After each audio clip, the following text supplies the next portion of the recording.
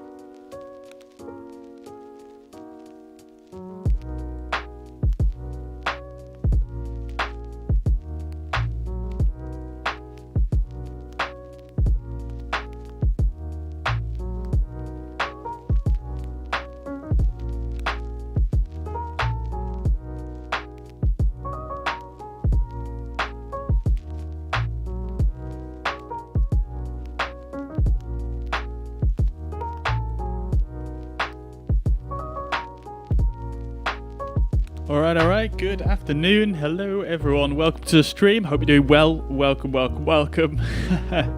No worries, dude. Thanks for dropping by anyway. It's coming home, dude. It's coming home. Alright, welcome to the stream, everybody. Hope we're doing well. Gonna get right into it today. Today we're going to be flying a couple of cargo legs with the DHL A300. As you can see, just there, blurred out in the background. We're going to be flying from East Midlands in the UK over to Brussels, and then if I've got time, I want to do another leg to over to Leipzig as well, which is the home base for European air transport, hence the title of the stream. EAT is the actual name of the cargo company that do these flights, European Air Transport, and obviously that's part of DHL. So we're going to do a couple of flights, like I say, today. Well, hopefully we'll do one at least. But anyway, without further ado, let's just get right into it, guys. Let's get into it. Okay. Oh no, that's not good, is it? Hang on.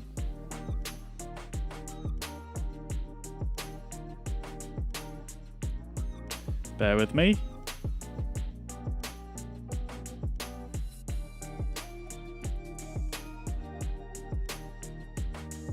Okay, we should be good now. Right, great stuff. All right, Flight Aviation, welcome to the chat.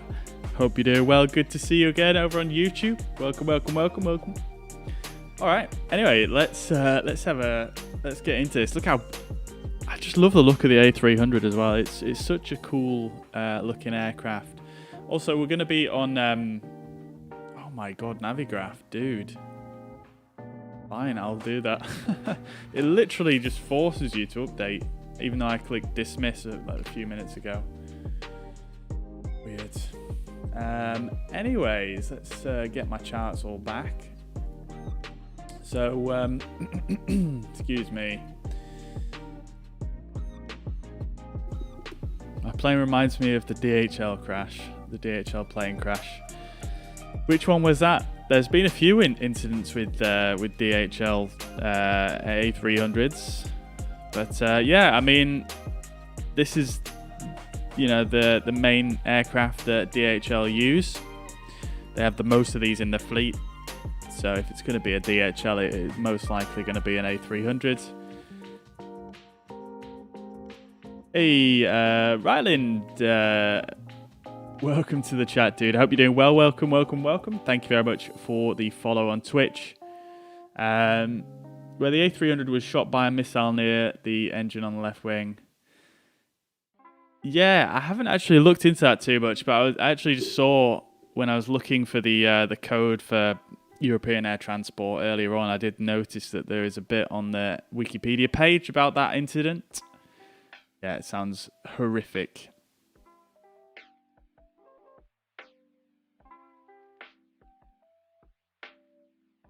Anyways, let's get into it. So here we are. We are parked up at the stand at East Midlands here in the UK. Pretty popular airport for cargo, pretty important for air cargo in the UK. Let me just see if I can find out what stand I'm at. I'm at stand 103. Yes, we are on Vatsim today. There are some controllers on, so we are going to be getting in touch with them momentarily. However, first of all, let's just get some stuff on the go here. So we'll get external power, the stairs, the loader, the fuel truck. We're going to actually jump back here and just get a few lights on in the back.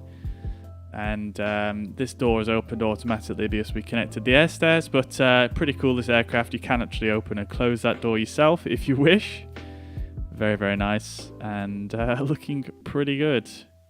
I think you can even use the handle as well. Okay, maybe not. I thought you could use the handle. Maybe that's a different aircraft. And you can do the same with the cargo door. So if we have a quick peek through here, you can see the cargo door has just opened. And there's a cargo loader pulling up, and you can actually control the the cargo door with these switches here. You can sort of put how many degrees you want it to open, and that's it. And there's a few lighting controls. If we come out here and have a quick look, you can see it's all popping off out here. Unfortunately, this loader and things like that, they don't have any sound, which is a bit ghostly, but nevertheless, pretty cool. Zach, welcome to the chat. Good to see you. Yeah, it has been a while indeed. Unfortunately, I've not managed to get on stream as much recently because of work commitments. So, no problem at all. I'm doing very well. I hope you're doing well also.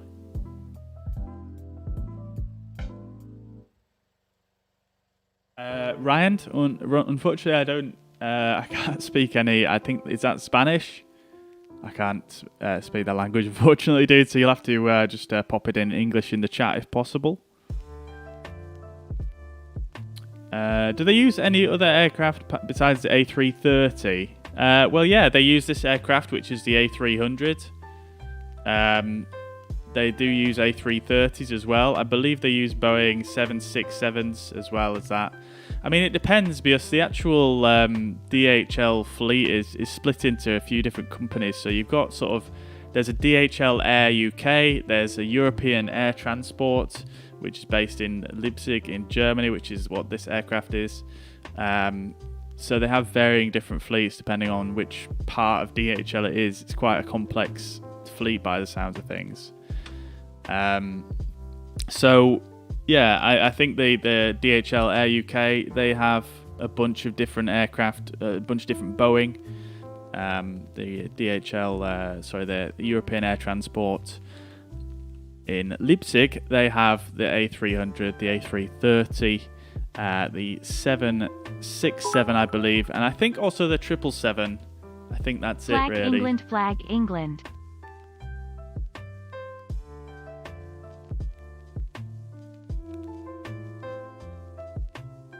However, when the DHL plane landed, the plane veered off the runway, overrunning the runway and ended up in the grass.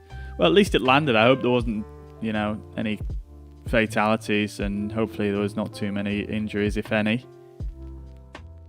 Love DHL. Yeah. Very cool livery. Very cool. Iconic, really. Very cool. And I tried to get the closest aircraft to what was used on this route. This is actually a route I don't think they actually fly this route anymore because there used to be there used to be another company separate from the German one, and they used to have a base in Brussels. I don't think they have a base there anymore, but they do still fly there. But it was these reg of aircraft that actually flew this route, so DAEA, and then they just changed the letter on the end, and those were the different aircraft that flew on this route. So pretty accurate, really.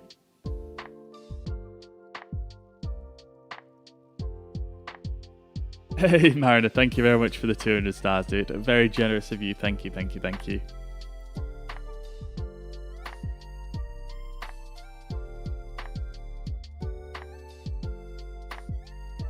No, it's okay, I see you, but put it in first person view, and that's what I was... okay. Cool. Well, I hope this is okay for you.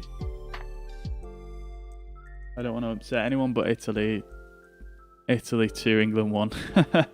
Yeah, I mean, we're going to have to work pretty hard to beat Italy, I think, or England, so we'll see. We'll see what happens. England have had some surprising performances really recently, so yeah, I'm staying positive. Oh, there we go. There's a door closing. Everyone survived, no fatalities. That's amazing, dude. Amazing. James asks, how can I move inside the aircraft? I'm just using the camera to move around. And yeah, I mean, obviously this aircraft has a modelled interior. So you can see the doors actually closing there, the cargo door. So yeah, this has a modelled interior. So obviously you can walk around. You can even take a peek in the lavatory if you like.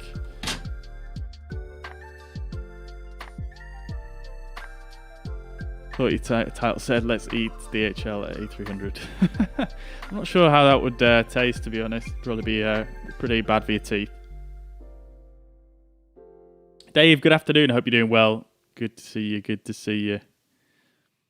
Is this Flight Sim 2020? No, it's X-Plane 11.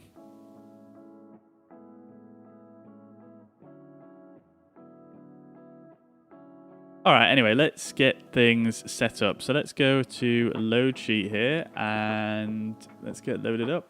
So we're going to be with a zero fuel weight of 113. Oh, I've done my flight plan wrong. I'm going to have to just redo this real quick.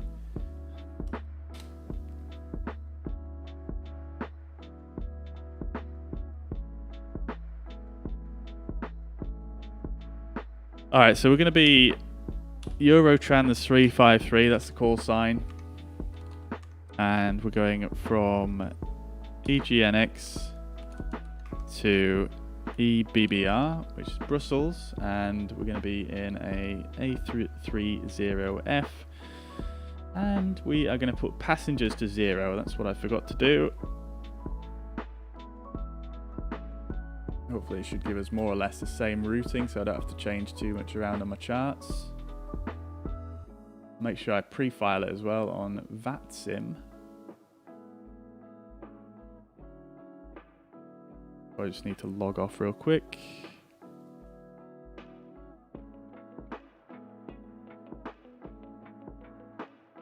There we go. Okay. Just doing this on my other screens real quick, and then we can get things loaded up.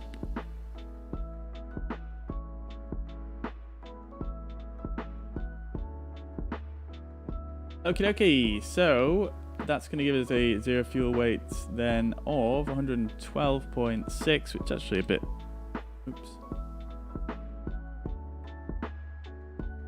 112.6 here. So let's see, 112.6, and fuel on board is going to be 12.1 tons. So let's load that up.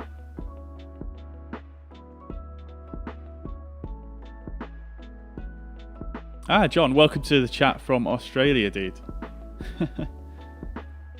All good, man. All good. We'll see how England do. Like I say, they're gonna have to work hard, aren't they? Lewis, welcome to the chat. Hope you're doing well. Good to see you. Good to see you. We are departing from EGNX, East Midlands in the UK, and we're going to Brussels. Okay, so that's the load sheet done. Let's start getting this thing fired up. Move my armrest out the way real quick. Just checking that the parking brake's set, the thrust levers are idle, the speed brakes are down, the flaps lever is matching the indicator here, gear lever is down, and the wipers are off. So we're looking good. Let's jump overhead then, and we're going to turn the 3 batteries on. Very loud aircraft this, so I might have to turn the volume down in a second here. Let's get the external power on. And we're going to go and turn the IRS to nav straight away. And we are going to, just because the IRS takes some time to align, we're just going to put in our departure and arrival. And then we can click Align IRS, so that's going to start aligning then, now that we've stuck that in there. Get a bit of lighting on the go as well.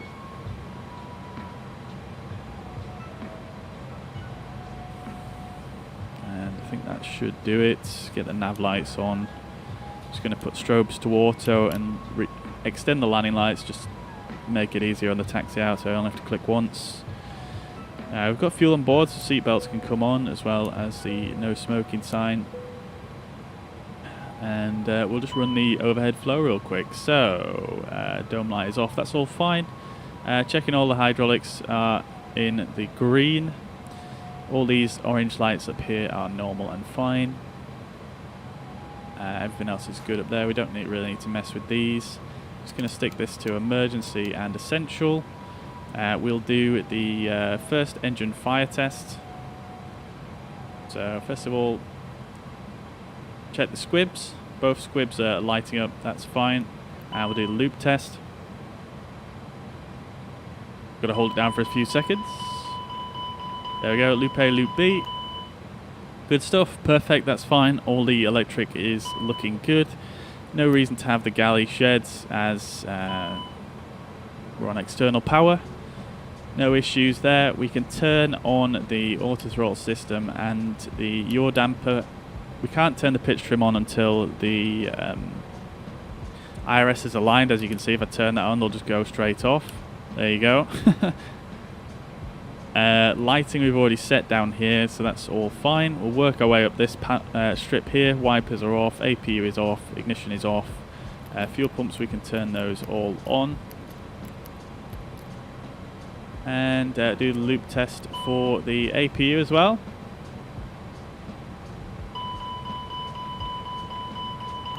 Looking good. And we'll check the squibs as well. Looking good. Okay, standby radio is fine. And we'll come up here to the cockpit voice recorder. We can do a quick test on that as well. You can see the needles moving up. That's all fine. Cockpit door is unlocked currently. That's fine. This is lined up. Everything's looking good here. All lights are out. Squib test on engine 2 and loop test as well.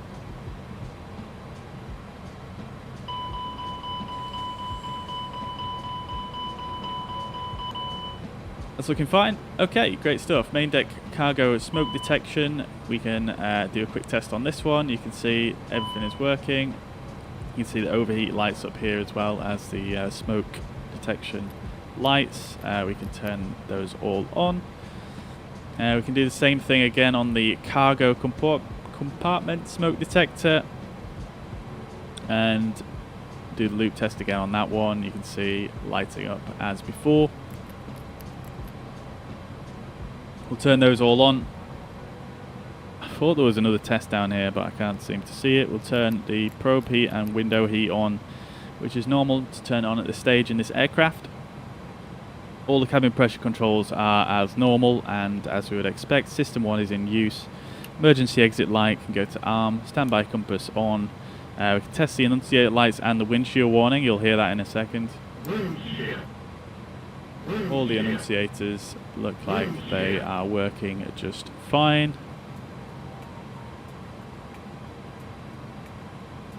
Just have a quick look around here and see that all the lights are coming on.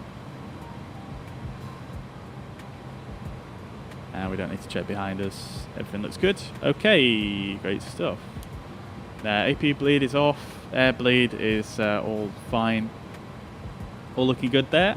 We'll turn the packs to econ flow because we are a cargo flight. There's no need to use full air conditioning or pack flow for this flight. We'll just reset the isolation valve. Pack temperature we can leave on auto, and oxygen is all in the green. Everything looks good there. Great stuff, and that's good. Okay. Plain Boy, thank you very much for the follow over on Twitch. Hope you're doing well. Good to see you, good to see you. Eating cheese pizza sounds good, dude. I love pizza, mate. I love pizza. Okay, so let's have a quick look and see if we've got an ATIS on Vatsim. We do not. So we'll jump over here and just quickly grab the departure METAR. So QNH 1015, we're going to do our flow across here now. So we'll set the QNH first of all.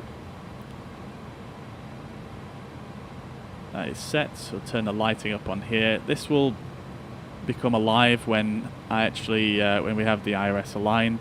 This is when we'll turn on the pitch trim. This panel only comes on when you turn on the pitch trim.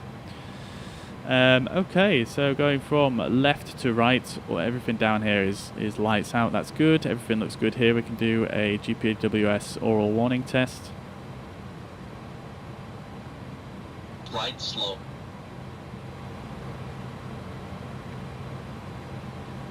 Pull up. There we go. We'll just let those roll. Terrain ahead. All lights are off here. Everything is off. Looks good. I think we've got the reverse lights up here. Obviously auto brake, anti-skid. 3 greens for the landing gear. Everything looks good there. We can do a landing gear warning test. You can see that illuminates there. And we get the warnings and master cautions. Great stuff. Brake fan is off. And then on this side, I'm just going to turn the lights up on this side as well. Okay, that's looking good. Coming down here and just finishing everything else off. Takeoff config we don't need to do just yet. Everything else should be good. We'll set the TCAS to above. I like to press this to increase the range of it as well. TCAS shows up on this little display here, also showing the vertical speed. And we'll go to 122.8 as we actually we do have a controller on, so we can speak to them. So we'll go to 132.600, which is London Centre. So hopefully we're not going to be waiting ages for a clearance.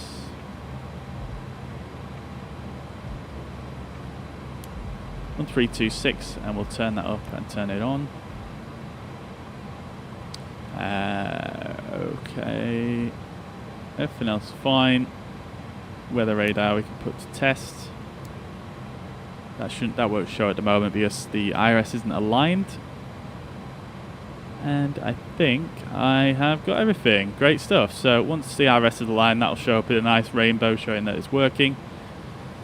Alright, let's get some of the details plugged in here.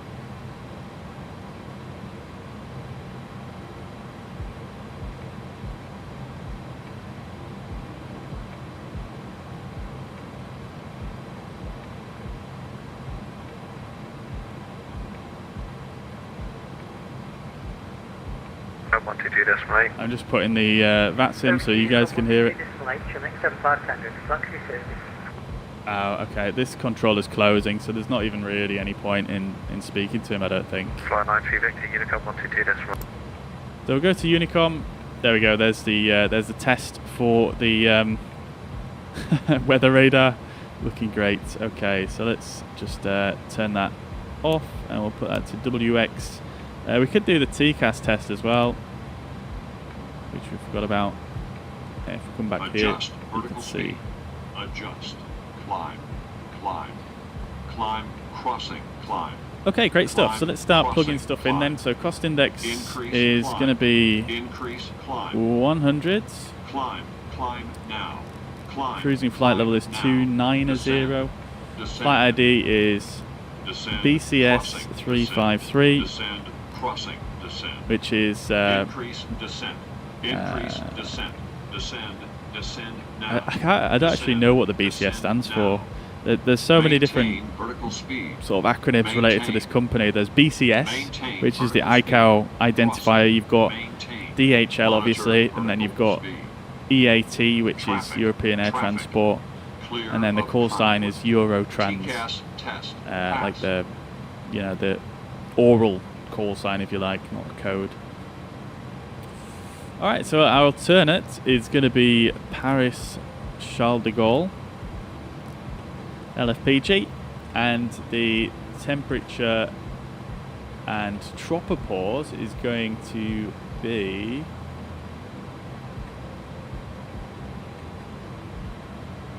-41 and 3200.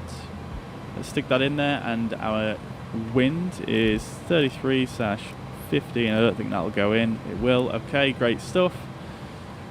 Do enjoy it when you can use a bit of shorthand there. So EGNX, our departure is going to be, or we're expecting at least, runway 27 and the DTY 3 November departure, which is via the Daventry VOR. So let's insert that, and we're going to carry on plugging stuff in here. It's quite a short flight plan, so it shouldn't take too long to plug in. We don't have any sim brief import on this aircraft just yet, although they have said that in a future update in the next few weeks after the A310 releases, they should be adding something like that. So we're going to go Uniform Mike 605 to Bensu, and then we are going to go Quebec 70 to Cock. which is right here, and then we are going to take the Cock 7 Alpha arrival into Brussels. We're expecting runway 01, so we'll go ILS 01, Cock 7 Alpha, and then the transition is going to be Kirky, or that's what, you know, we're kind of going to plan for. So that's all in there. Let's go to plan and let's have a quick look, make sure that all makes sense. So we're going to pop that out just so it's a bit easier, and let's have a quick look. Yeah, so we've got discontinuity there just after Cock, and that all looks good. So down onto runway 01, I'm actually going to just remove that discontinuity, and that should all nicely line up there. Great stuff. Okay, so that leaves init B. Block fuel 12.1 tons. Zero fuel weight is 122.6. Just going to give us a takeoff weight of 124.3. 112.6, that's fine. Okay, landing weight 119, that looks about right. CG, I did not actually make a note of, so we'll just go back to the load sheet. CG is 30.1. And I'm not going to mess with these figures here because I can never get these to I can never get these to properly, you know, work out how I want them to. I'm not sure if that's just a bit of a bug or something they need to work on, because it works a lot better in the Beluga, but in this for some reason I can never get it to line up properly, so I'm just going to leave those as they are, and that should be fine. Takeoff calculation we need to do now, so we're going to jump back over here. We'll send that to takeoff perf EGNX, and we're going to be runway 27, and we'll get an ATIS request.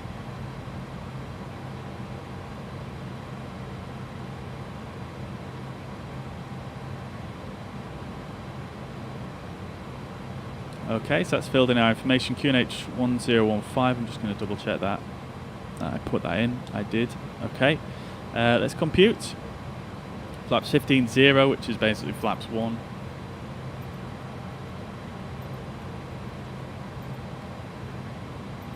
There we go. Okay, so limitation second segment runway. Not an issue for us. V2 is 162, so I'm actually going to just put that in straight away because I will forget it. So let's stick it in there. 162. Oh dear me. 162 there. That's where you stick in the V2 speed. I'm going to just put that to -5 before I forget. And I'm going to press send data. That's then going to bring us over here. So that's received takeoff company data, which is all the stuff we need for the takeoff. Everything's in there. Flex of 47, which we're going to set here. All looking good. Great stuff. Okay.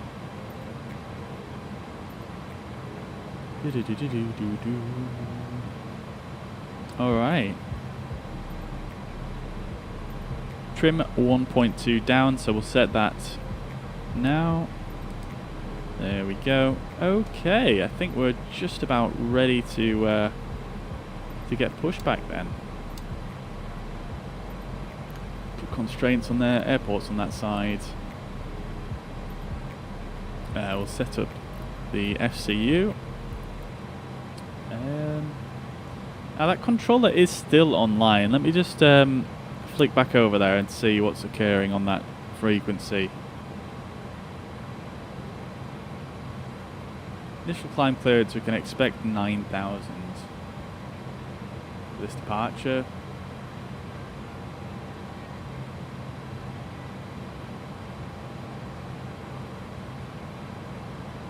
I don't hear any sound.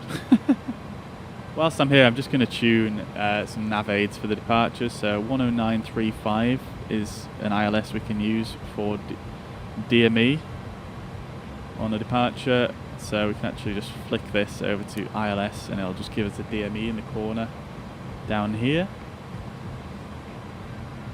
And we can obviously tune the Daventry VOR as well on 116.4. So we're actually, rather than using these right here, I'm actually just going to go and just set it in here. So if I just type DTY, that puts it in there. So that's not going to change. This with the A next to it is going to be, that's basically auto tuning, and this R is I believe it stands for revised or revision, something like that, and that means that it's been amended by the user, but it's not gonna change. You'd need to flick the VOR switch up here in order to dial these in if you wanted to do it that way, but I'm not going to do that because we're going to follow the GPS path. I'm just using it for a bit of a backup for reference on the departure. So we'll set progress on that side, and I'm going to put direct on my side. Now I can't hear anything on this frequency, so I'm going to assume, in fact I'm actually not even on the right frequency, am I? 134. Oh no, it's a different controller that's logged on now. I'm not sure if this guy actually serves this airport, so I'll just check that. Actually just going to turn the radio off just while I check this.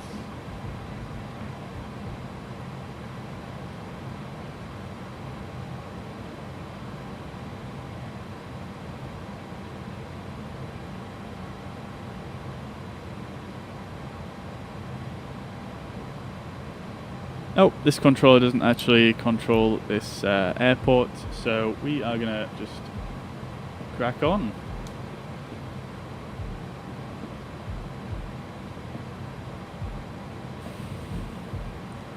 Clear off the master caution. We've still got the cabin door open.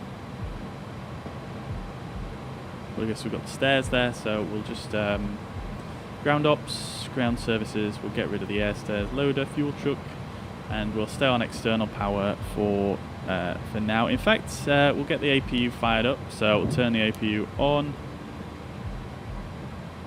and start. We'll start and we'll do the oh, there we go. We'll do the checklist before start. So cockpit prep is complete. Signs are on and auto. So on, and well, they're both actually on, so that's fine. Fuel quantity is 12 tons. I think we needed, didn't we need 12.1? Yeah, 12.1. For some reason we're on 12 there.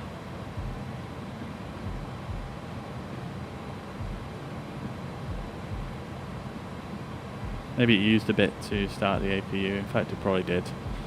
All right. Excuse me. Navigation is checked and set. Landing elevation is... we haven't actually set that. So the elevation here at East Midlands is 306 feet. So we'll set this just in case we need to come back round, which we probably won't, so that's fine. Altimeters are sec 1015. Brake anti-skid is normal and on. And we'll do below the line as well. So windows and doors are closed. Beacon light is on. We can turn that on now. And the parking brake is currently on. Great stuff. Okay, and we'll close this door as well and lock it. Not that we really need to do that on a cargo flight, but nevertheless, let's start the APU bleed and turn the external power off. So if we come down and just double check, I mean the power's not gone off, so we kind of know this anyway, but if we go to the AC power page here, you can see APU generator is providing AC power, so that's looking good. Alrighty, so let's call for a pushback tug. The ground ops, ground services, and we'll disconnect the external power, of course, and the chocks now that we have verified we're on the parking brake, and we'll get pushback. Let's press start. Please show me where you want and to go. we're going to runway 27, so let me just remind myself which way I need to push.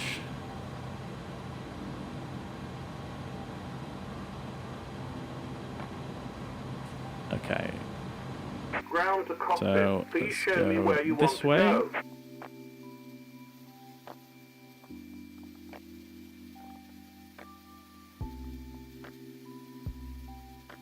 That should do it. Round the cockpit. Tow is driving up.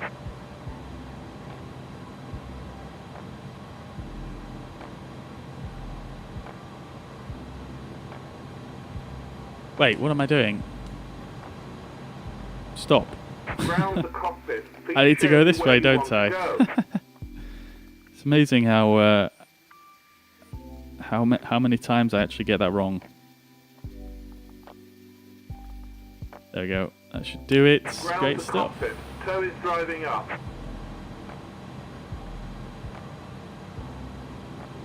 Gadget, welcome to the chat. Hope you're doing well. Good to see you. Good to see you. Making very good use of the root command there on Twitch. Love it. I love the Pushback X played so much nicer. Yeah, it's just brilliant. It's so good. I really hope something like that comes to Microsoft Flight Simulator. Yeah, it's just so good. The thing is, it's just more realistic, isn't it? Because the tug driver just does it. You know, he pushes you where you need to go, and you don't have to worry about that because that's hatches are closed, ready to connect. yeah, that's obviously what it'd be like in real life. You wouldn't be like, oh, just left a bit, right a bit, left a bit. That's not how it would be in real life. East Midlands traffic, Eurotrans 353 on the cargo apron, pushing back, stand 103 for runway 27, East Midlands traffic. Alright, so we're just going to come down on this camera here because I love the detail that goes on down here. Yeah, very impressive.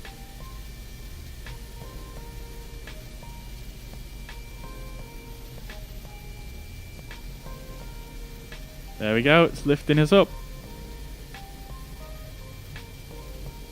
Love to see it. Love to see it. Tow connected and bypass pin inserted. Release parking brake. Parking brake is released. Starting pushback and you may start engines. Alright, let's just turn the music down and we're going to get the engine started here. Okay.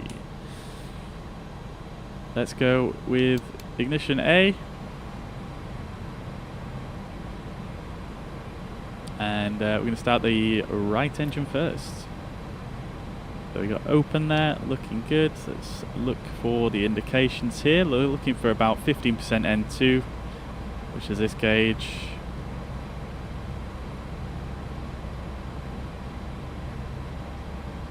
There she blows. Let's light her up.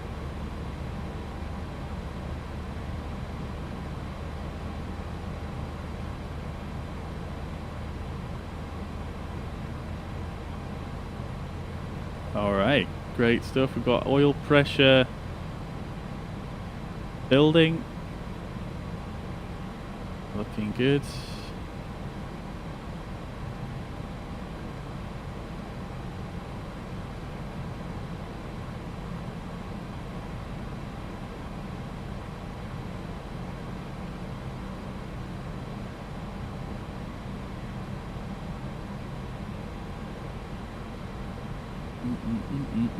Well, looking good.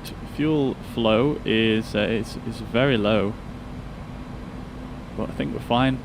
We've got bleed pressure moving about there. Engine bleed PSI as well. I believe that's what it is.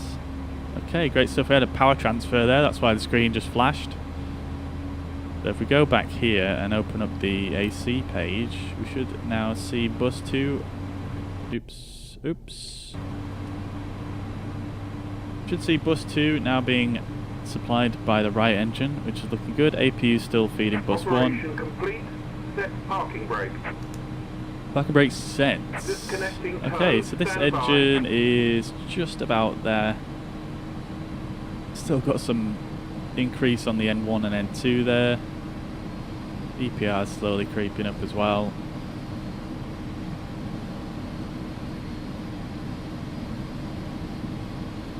Very, very slow to spool these engines. Very slow. they're super powerful engines. Like this aircraft, you know, the amount of thrust the engines give versus the size of the aircraft is huge. Like it's so overpowered, but they are super slow to spool up. Okay, so all indications are now looking stable, looking good. Let's start engine 1. Tow is disconnected as bypass pin has been removed. Hand signal on the left. We'll see you next time and have a safe flight. Okay, N2 is building.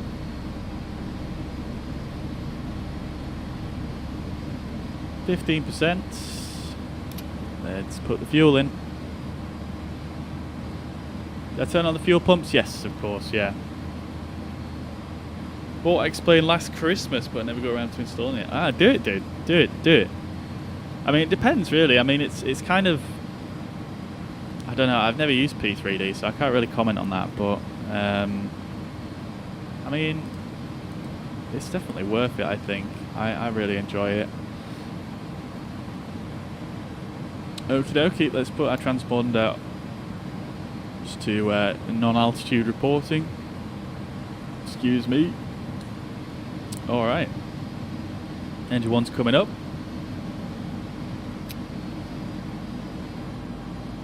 That's the wrong camera. Got that really cool spinner on these engines. There we go. Love it. Oh, we've got tower controller on. Love to see it.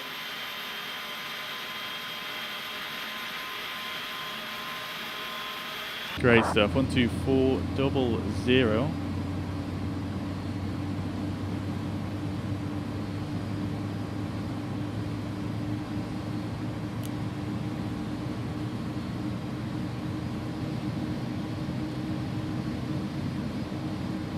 Alright, I have to get my stuff ready now. Has he put an ATIS? He has indeed. QNH1015. And the information was information alpha.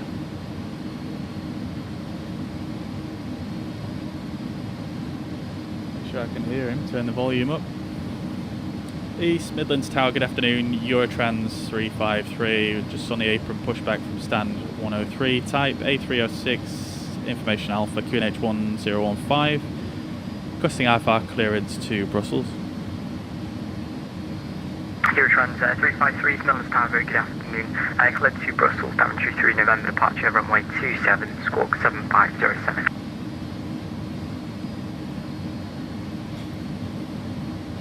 Cleared to Brussels, Daventry 3 November, departure, squawk 7507, Eurotrans 353. Eurotrans 353, read back correct, score and ready for taxi. Great stuff. Okay, so we got a departure that we were expecting. We could actually just check the power is now all good. Yep, looking fine there, so that's good. We'll go overhead and we're just going to turn the ignition to off, turn the APU bleed off and the APU off.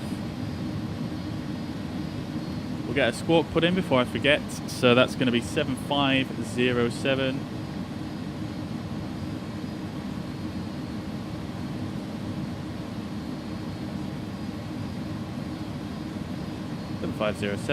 And we're looking good. Okay, I'm just going to turn the weather radar on now because we are clear of the terminal. That's fine. I don't think we're really... Actually, I'm not even sure if this weather radar works. Let's see. Definitely is on. Right, great stuff. We'll see what happens. We've got some weather here today, so let's see. In fact, let's tilt it all the way up and see what happens.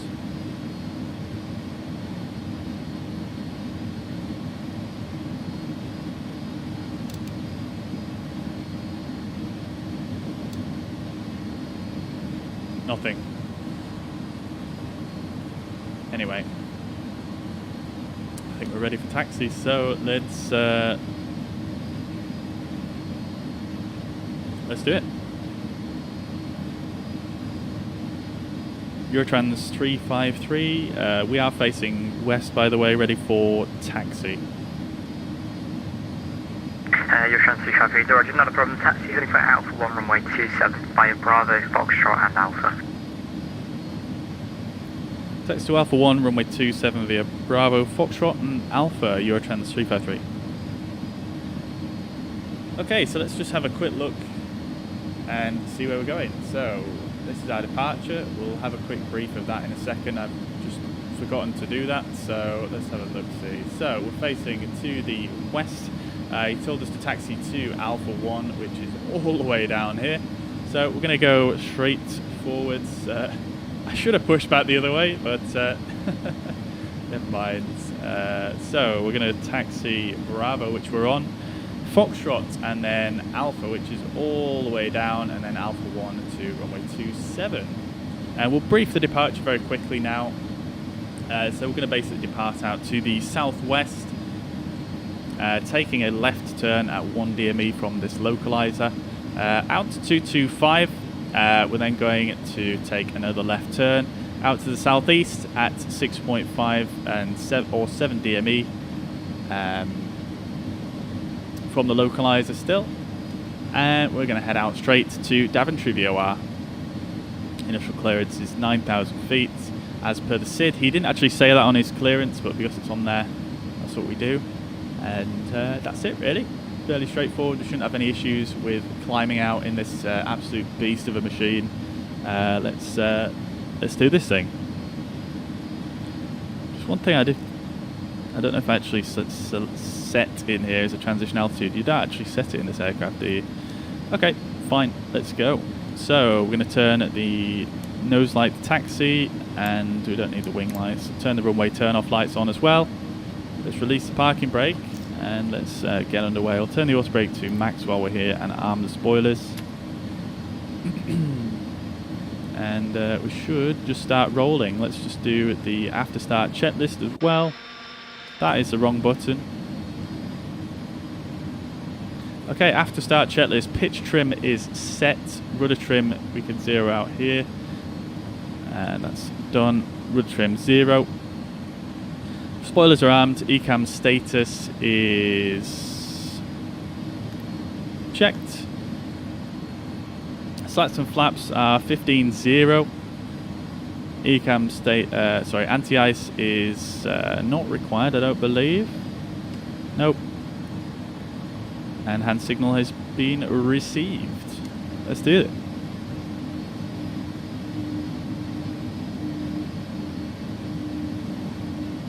Flaps are set to 15-0. I'm forgetting all my camera controls here. There we go. We've got a little bit of flap hanging out. In fact, it's just slats at the moment, isn't it? So there you go. You can just kind of see it on this camera.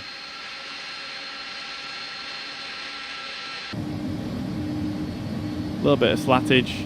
We've got that aileron droop as well. So we're going to take a right turn here on to Foxtrot and then a right onto Alpha. There's not many signs around here, but should be fine. I'm going to go a little bit past this line because this... Oh dear. I forgot to change my tiller assignment here in the EFB. I was having issues with my joystick last night, so I actually changed it so I can use the my rudder pedals to do the tiller, and as you can see, I'm terrible at it. Let's just go into the settings and change that real quick. So I'll just change this back to tiller, save. Okay. There we go, I've lost all my momentum from that, and the auto brake has gone off for some reason.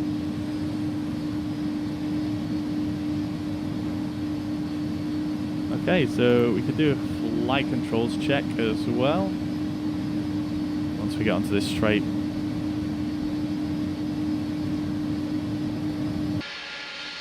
Okay, I'm way off the line here.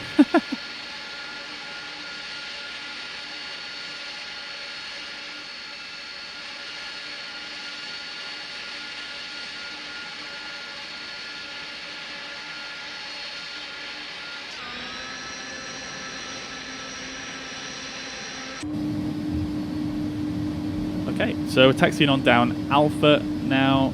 Let's do a quick flight control. So full left, full right, and neutral, full up, full down, and neutral. Rudder. I don't believe there's a nose wheel steering disconnect in here. I believe on other Airbuses, you just press a button which is in the middle of the tiller here, but I don't think it actually exists. Oops, what is going on here? Hopefully my joystick's not playing up again. Alright, so let's just go a quick full right on the rudder and a full left. You can see it moving down there. Full travel, we're looking good. Okay, let's just pull those throttles back so we don't pick up too much speed here. Let's set profile on the FCU and nav. Don't need to press auto throttle. And let's do the before takeoff checklist.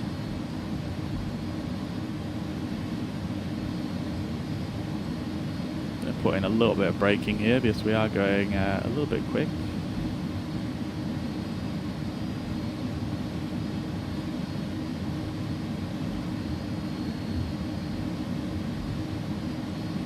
I feel like when you put in manual braking on this aircraft, it really pulls to the right very, very hard. It's quite strange. I'm not sure if that might be my control setup.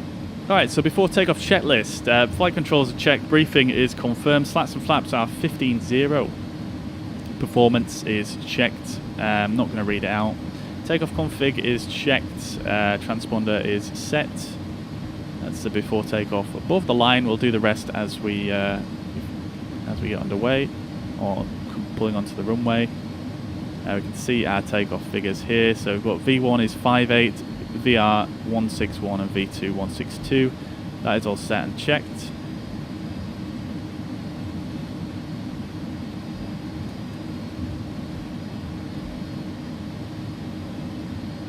Great stuff.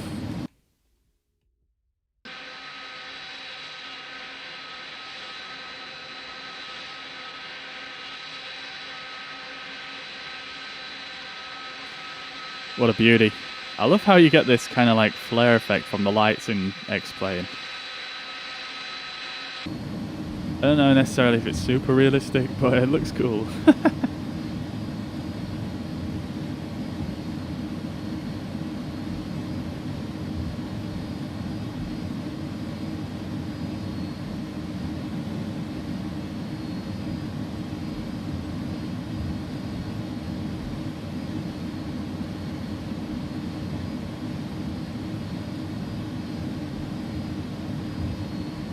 Oh dear, I'm not paying attention. Just love going to the right, this aircraft. I wonder if it was something on my controls somewhere is messing it up. I'll have to check.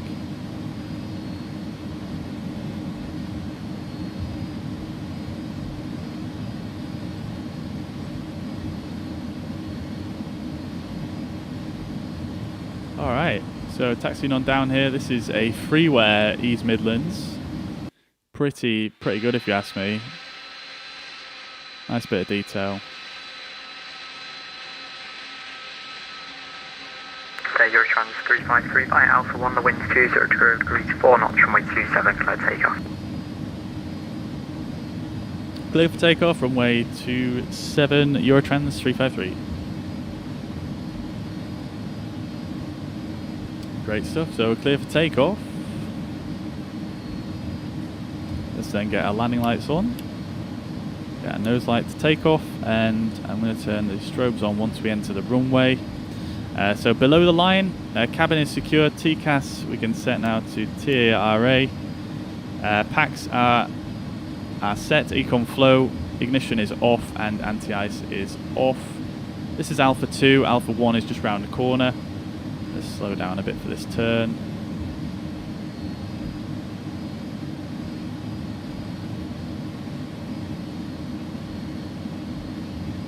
As you can see there on the sign. Alpha 1, runway 27.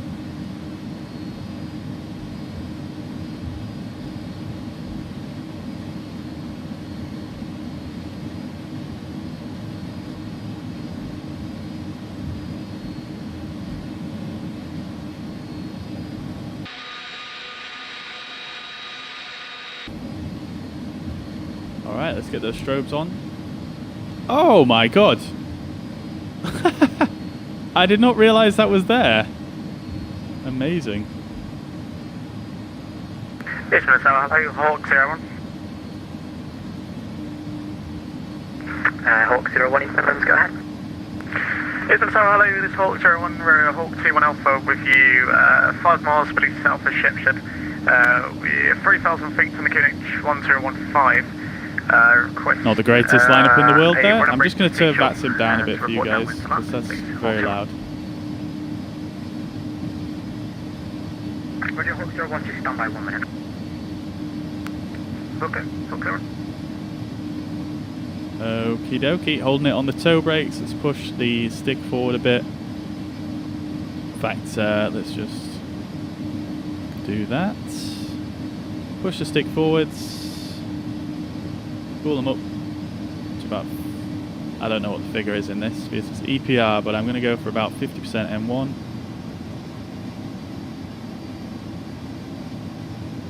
That's looking good. EGT is dropping, and Toga. Releasing the toe brakes. Let's go.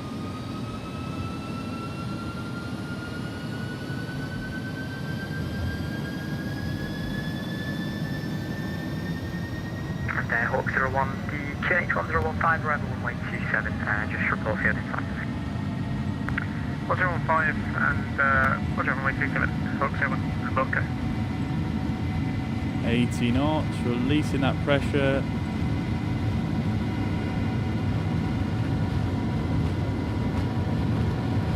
Field inside, Hawk 01. V1 and Roger, rotate. clear to enter the left downwind runway 27. Bit slow on the rotation there. Just a quick question. Positive rate, gear it. And we're just going to do a brake stage, so we'll come over the airfield of 1,000 feet, then we'll brake to report down with this is complete the speed on for us. And then we'll be in the circuit just to put final left if that's possible. Okay, yeah, no problem. Just okay, you're 353, you can go to Unicom 122, definitely have a running flight, please. Okay, S speed flaps up. 1228 for Eurotrans 353. Thank you very much. Bye bye.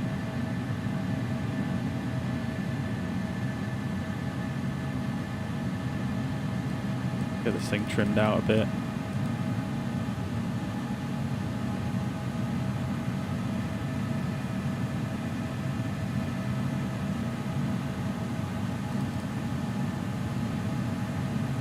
There we go.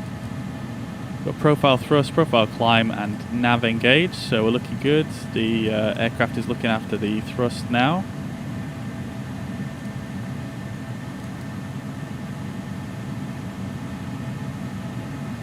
And we're in the clouds. We don't need that ILS anymore, so let's turn that off.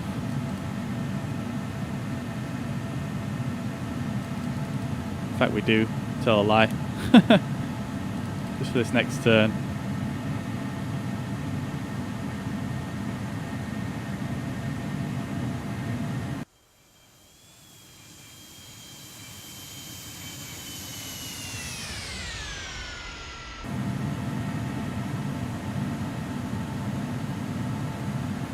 Alright, still flying this manually for now, just having a bit of a play about. Past the transition altitude at 5,000, let's go to standard pressure.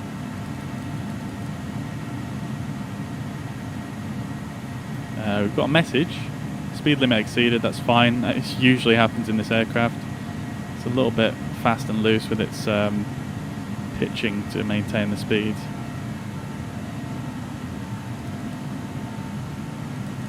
Disarm the speed brakes as well. Alright, so we're approaching that level off at 9,000. I'm just going to fly this SID as prescribed.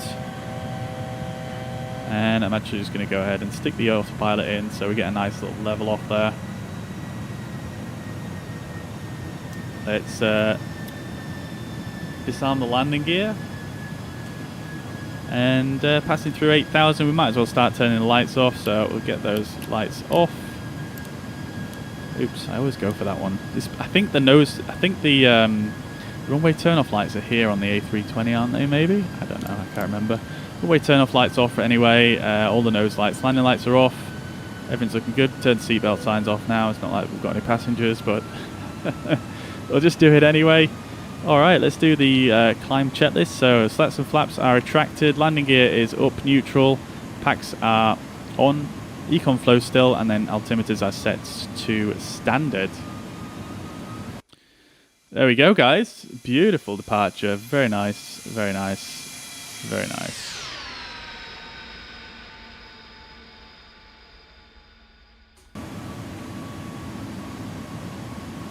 Alright, let's turn this DH off. We don't need that now.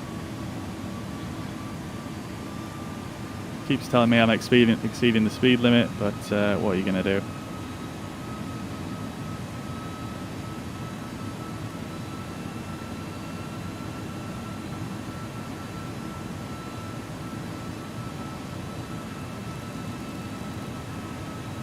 Okay then.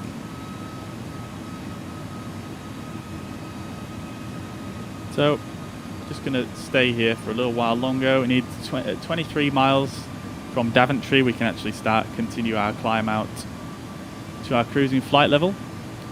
As you can see, we've got Daventry tuned on the VORs here. You can see we're 25.9 miles away currently. Once we get to about 23, we can continue our climb out to our cruising altitude or flight level 290. We do have a bit of ATC as well heading off towards Brussels. I'm not sure if we'll actually just skim off over the edge of that. We've got a tower controller on a Brussels though, which is quite cool. Love to see it. Alright, so approaching the 23 mile mark, let's get our altitude wound up. I've forgotten where we're going already. We're going to 290. We're going to set that there and pull it to activate the climb. So we've got profile climb, and let's do one. I feel like the sounds are a bit quiet. I don't know. Let's see. Maybe turn the environment sounds down a bit because they are a bit. They are very loud on this aircraft. And we do like to hear a bit of those engines, don't we?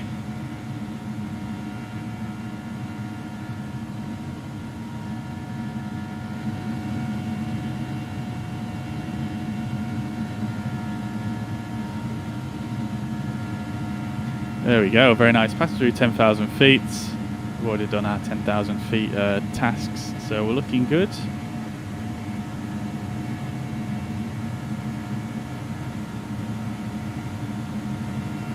One thing I did notice is the weather radar didn't pick up any of those clouds on the way up.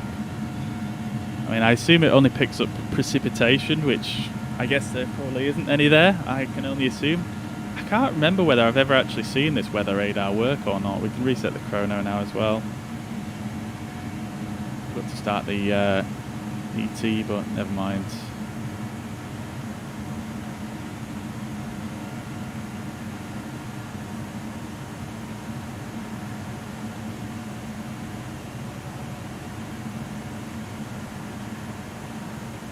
Excuse me. Alright, accelerating out to 325 knots for our climb speed. Absolutely flying on this cost index of 100.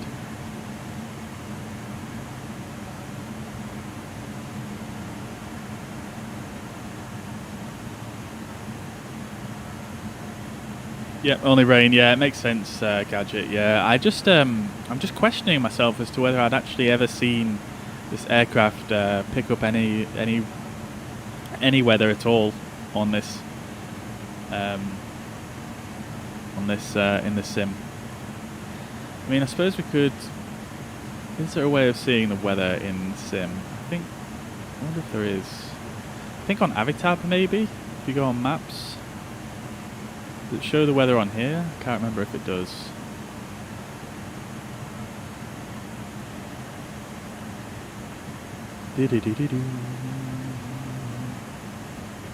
Now, what about if I look on Sim Toolkit, that shows the weather for sure. Alright, so good test for it. There's a lot of weather after we pass through, basically after we pass over Heathrow. We're going to pass over Heathrow at some point soon after the waypoint Bensu, which is just off the screen here, I believe. Oh no, it's right here. So Heathrow's like here. can actually turn the airports on. And yeah, so once we pass through about here on the approach to Biggin Hill, there's a ton of weather off that sort of southeast coast of the UK, a ton of rain, so we can put it to the test. Beautiful stuff.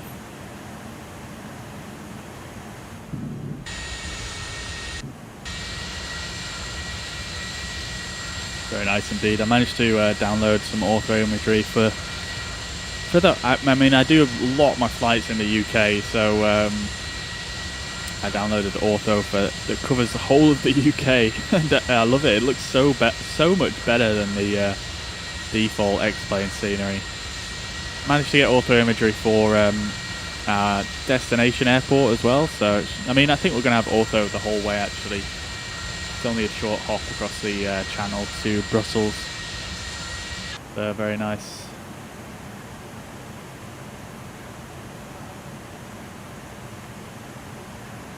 Rex is showing rain at Heathrow. Yeah, that's what I'm seeing as well.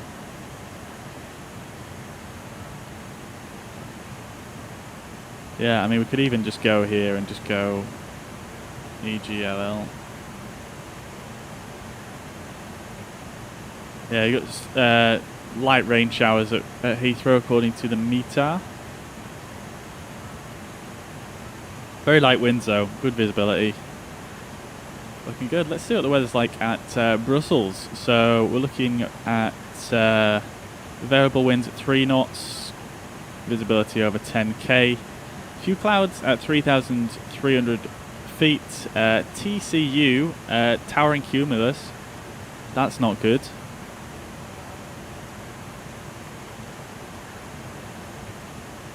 Uh, 22 degrees and 13 dew point QNH 1015, and temporarily visibility of 4,000, and I can't remember what SH is.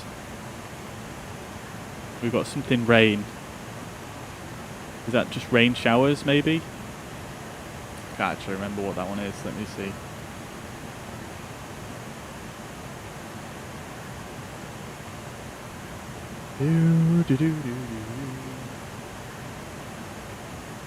Yeah, just it's just rain showers. But we do have some towering cumulus in the vicinity, so we'll have to yeah, just be a bit careful. I think we could expect some turbulence on the way in.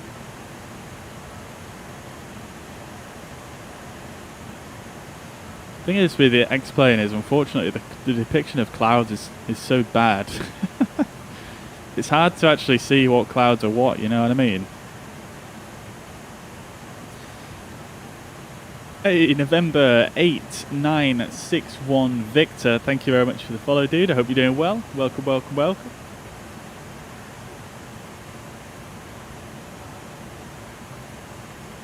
Okie dokie, so we are flight level 256, doing well on the climb here. Climb rate does slow down quite a lot when you get higher in this aircraft. We're looking good. I can't believe I just figured out that these sunshades are actually here. Is there any more little secret things I haven't noticed before in this aircraft?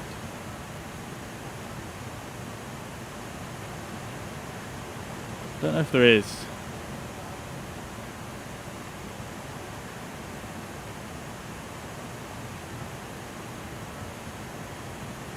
I don't know.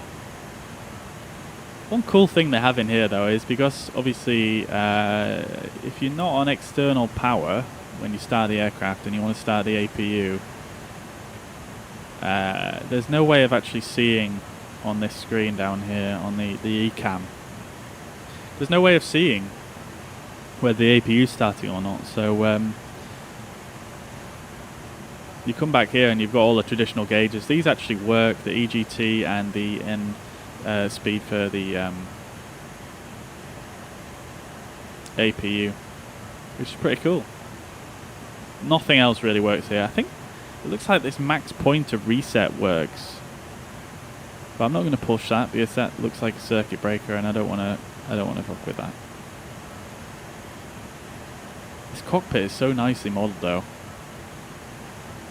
It's so great. It's yeah, I'm really looking forward to the day that iniBuilds comes to Microsoft Flight Sim, if they ever do.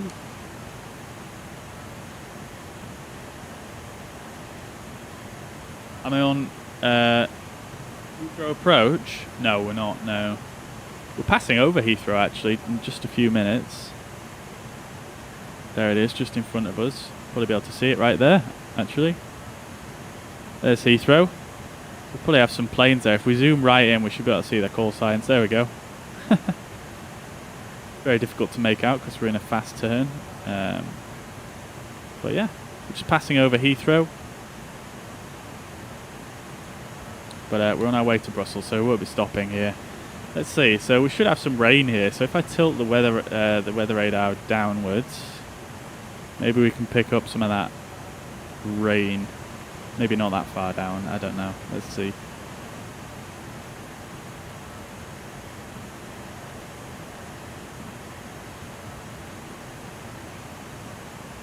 London control is flight level 195 and lower. So the London controller that's on at the moment, I don't believe he actually covers this this area. Yeah.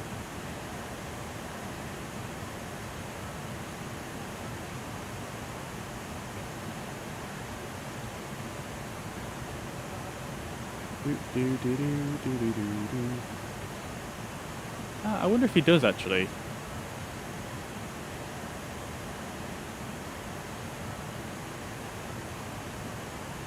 I kind of assumed that we wouldn't actually be passing through his airspace, but let's have a look. Yeah. Yeah, you see Volanta, I've been using Volanta recently to look at the Vatsim coverage, but it's just not the same. It just doesn't look like this, and it doesn't give you as many details as well. But yeah, I guess he's not covering us, so that's fine.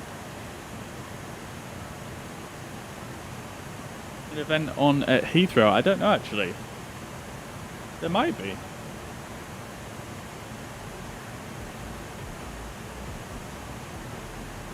Oh, I completely didn't realise I left the camera up there.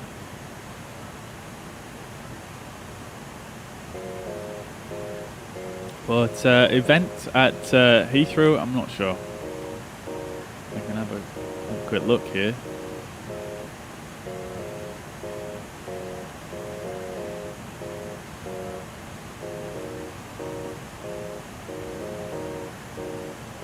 Oh, apparently my frame rate's less than 20 FPS. Holy crap. Interesting.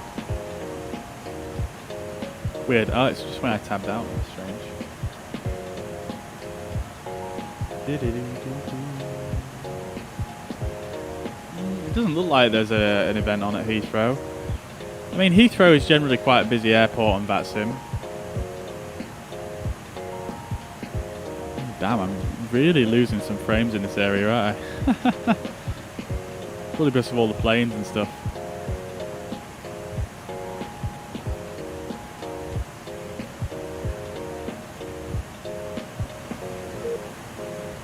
Oh my god, are you kidding me? Why am I getting such...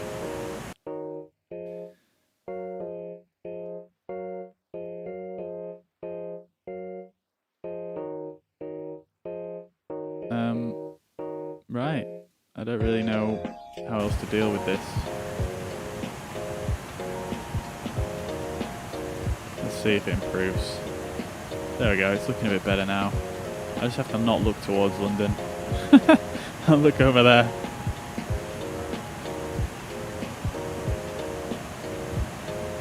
Yeah, no, but like I say, Heathrow and Gatwick generally pretty busy on Vatsim.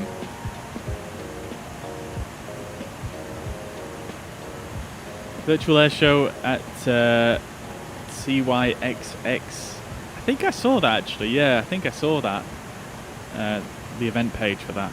Pretty cool. Unfortunately, I won't be able to get on that. They did an air show last night actually on the Microsoft Flight Simulator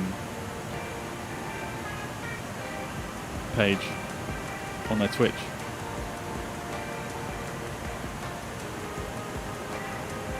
"20 years of Vatsim." Ah, yes, I did see that on the. There was like an Orbex are doing some kind of event at the moment, and I saw it said there 20 years of Vatsim, and I wondered if they were going to do anything special for it. I couldn't find anything, so I guess that's it.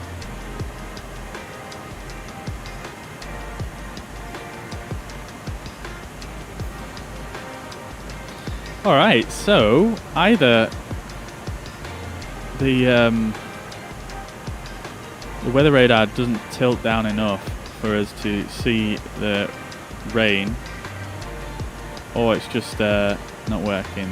Let's try gain on max, see if we can pick anything up. I mean, I suppose it could be X-plane weather as well. How close we are to the red line.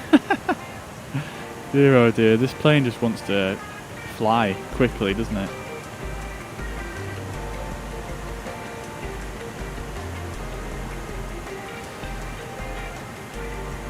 Alright, welcome back, dude. Hope you're doing well. Good to see you.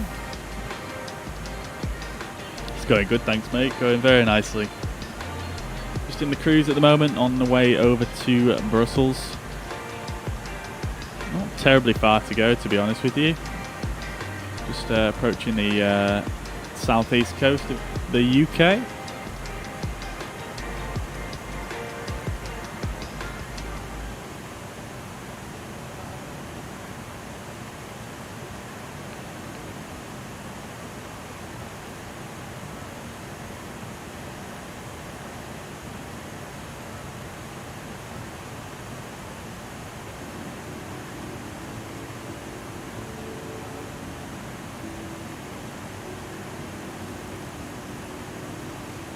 Yeah, it's interesting, this aircraft. It doesn't give you like a cumulative distance to go, which I always found a bit strange. I mean, obviously you can use the progress page as well, but most Airbuses say it on this page, don't they? It also just gives, when he gives you a flight number, it's just the numbers. Also interesting.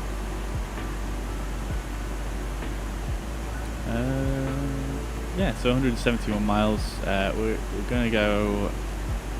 We're expected 0-1, so we'll stick that in here. That's going to give us our straight line distance to Brussels, which is 20 miles less.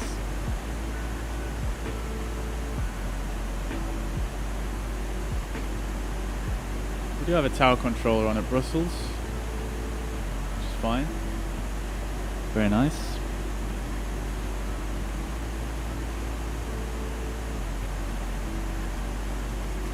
Try and press next page. It might change then in the MCDU. Yeah, I did try that.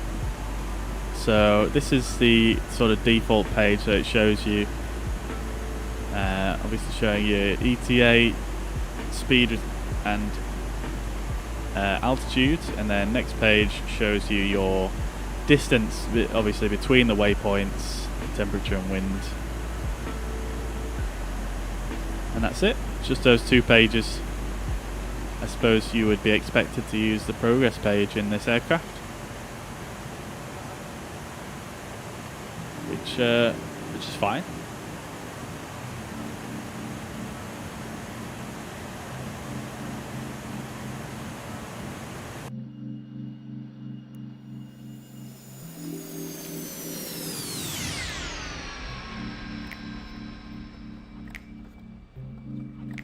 She's a beauty though. Absolutely love the A300.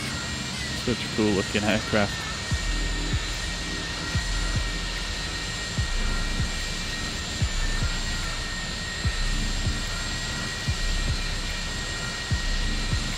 Yeah, very much looks like an you can see where the A330 gets its looks from, certainly.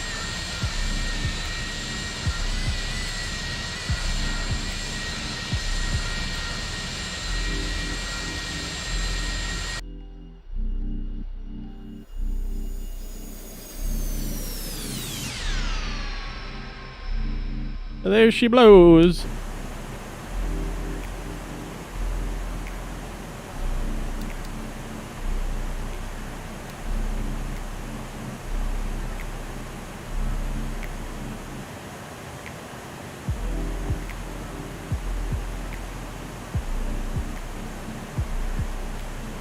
Okie dokie, so not too far to go before we start our descent. Top of descent marked here, about 45 miles away. 50 miles rather, this is a 60-mile radius, isn't it? So yeah, about 50 miles. You can see here, top of descent. We're going to use profile descent for this. We're just going to enunciate here once we start on down.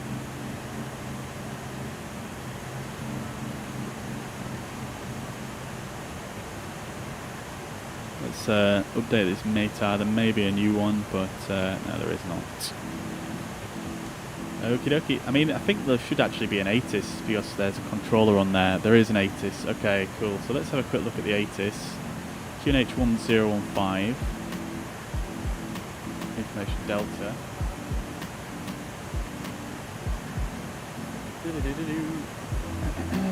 Excuse me. Expect procedural ILS approach, runway 25 left and 25 right for arrival, runway 25 right for departures, transition level 50, wind 140 at 4 knots, variable between 100 and 160 degrees, visibility is 10 kilometers or more, clouds scattered, towering cumulus at 3,800 feet, temperature 22, dew point 14, QNH1015.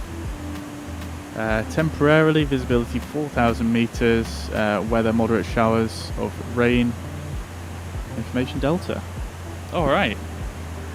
So we're going to actually have to change our arrival into Brussels then, because they want us to use 25 left or right. Now, the issue with there only being a tower controller on there at the moment is that generally you only contact the tower controller when you're quite close to the airport or basically on approach. So because they're using 25 right for departures, I think it's probably wise to use 25 left for our planning. And we can still use the same arrival, which is the Coxie. Which one is it?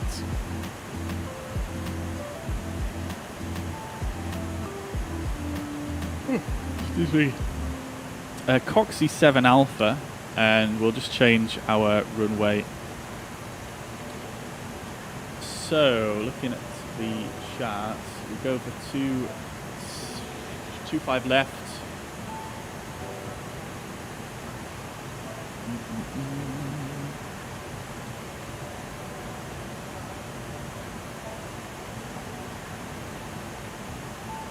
25 left. We can use the same transition at Kirky, so that should work quite easy and nice for us. So we'll go Coxie 7 Alpha still. We'll just deselect the ILS 01 and change that to ILS Zulu 25 left. We'll have to reselect the transition and the star, which is still the same one. Let's insert that. Okay, let's have a quick look, see how that looks on the flight plan. That may just change our top of descent slightly as well, so we might just need to start descending a bit earlier. Alright, so we've got that discontinuity there. Looking at the arrival, that is expected, that's fine, so we'll remove that. And then coming down to Kirky, Bun, and then in and onto the ILS. Great stuff, so that looks fine. That's all in there. Let's have a look.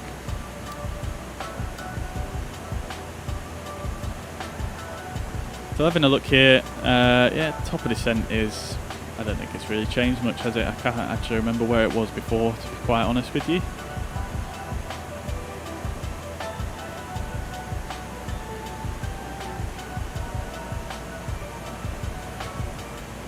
We don't really have any restrictions on our arrival. Let's just do we could do a quick brief for that before we actually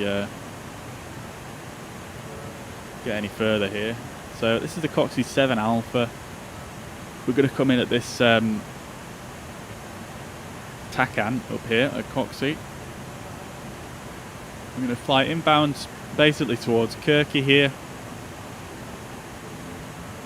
And we want to be max 250 knots by the time we get to DME 25 AFI, which is this VOR down here. We're going to fly inbound Kirky, and then we are going to fly the ILS 25 left Zulu. So that would be this one. Kirky is our transition right here, so we're going to fly in up to Bruno, and we're going to continue on descending. 2,000 feet being the platform altitude. Quite a short final here, 5.8 miles on a 3-degree descent. So we'll have to just make sure that we're nice and leveled off and at speed before we start down there. We won't have too much time to configure. Final approach course is 249er.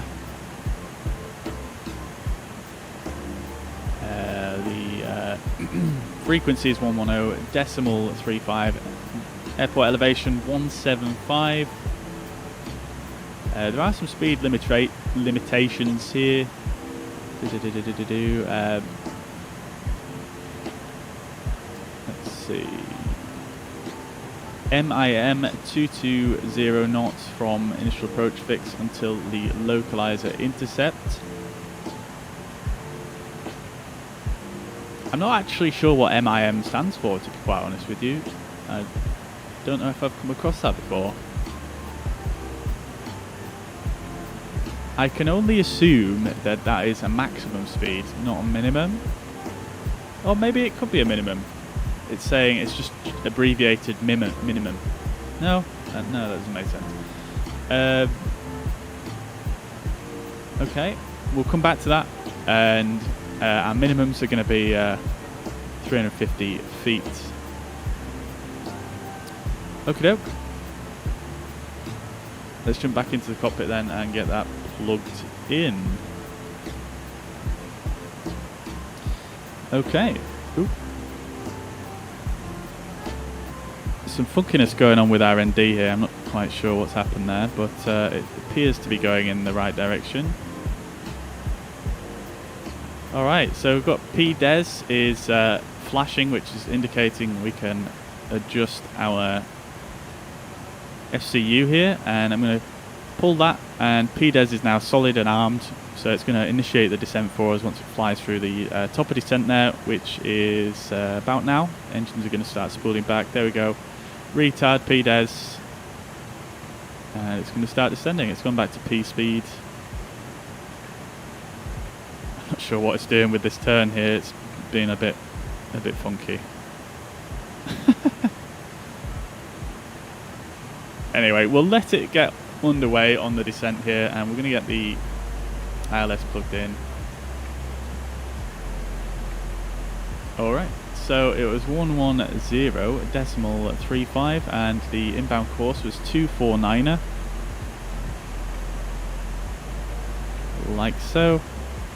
And we'll just have a quick look on our FMS, just make sure we've got some the correct altitudes in here. Alright, so this is our where we start descending on down the ILS, 2,000 feet. Now then, I wonder if I might bring this one forwards a bit. Like I said, it was a pretty short final, so let's just have a quick look.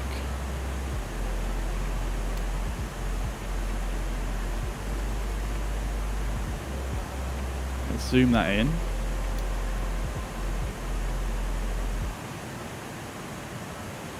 Okay.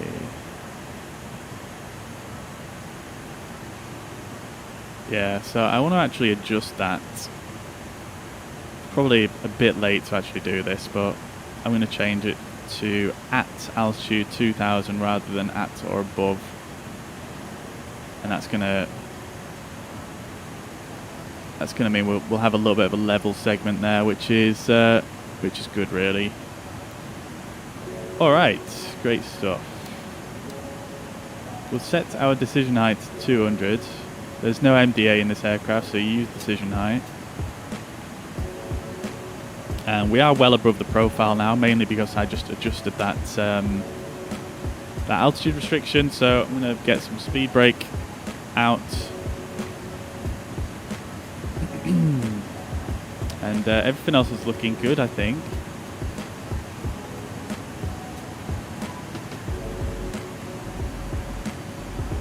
We've got the speed restriction coming up here, which is fine. And the other ones are fine. Looking good. Okay, let's get the frequency for Brussels Tower then.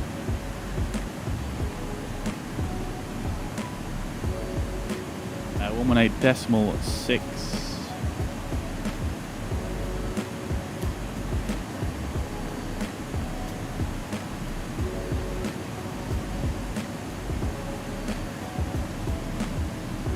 And we'll just make a note on Unicom as well. Brussels traffic, Eurotrans 353 is descending through flight level 195 for 2,000 feet.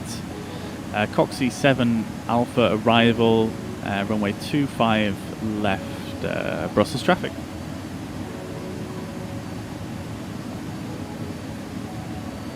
Okay, so we'll get those speed brakes in. We're shot below the profile there. Let's see how low we are. 780 feet, so not too bad really. Should be able to recover that. Weather radar is still not picking up anything, even though, yeah. Let's see, have we actually flown away from the weather now? No, we definitely haven't. Yeah, there should be a lot of rain showing up right now. Maybe the weather radar doesn't work, or I've done something wrong.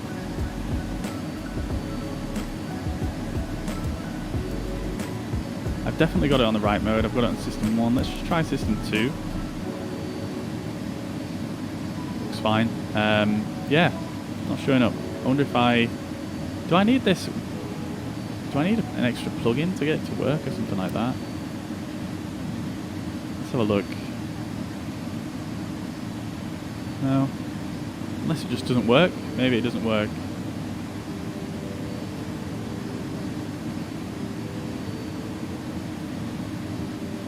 Right, let's have a look at our approach speeds. So we've got a VAP of 138. The winds at Brussels were 4 knots. I'm going to add in 5 knots of wind correction because this aircraft can be a bit funky when it's slowing down. So I'm just going to give us a bit of a buffer there. Note there is an MDA here, but I believe that is just for non-precision approaches actually.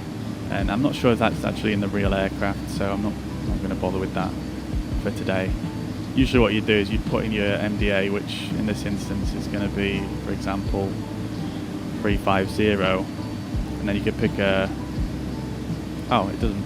I thought you could pick a descent angle and just click final approach and it will basically set you up on that. Because for some reason the FPA mode here, which is, you know, basically the mode where you would set up a flight path vector descent angle, it doesn't work on this button, so they kind of added it in here as a workaround, but I've never really fussed with it, to be honest. Alright, 32 miles to go in a straight line, 67 track miles left. We're still a bit high on the profile here, which it's seeming to be struggling to actually get back on to the profile here. It is decreasing, it's just a bit slow. That's fine, we'll just carry on. Alright, and before we get through 10,000 feet here, I am just going to just nip away for a second. I'll be back in a minute.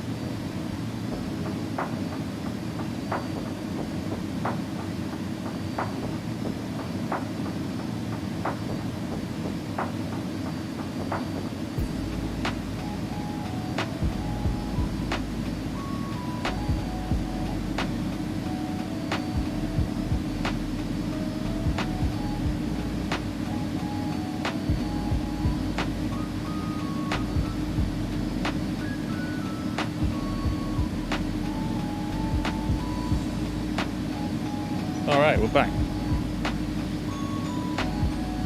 Gadget, yeah, do it, dude. Do it. I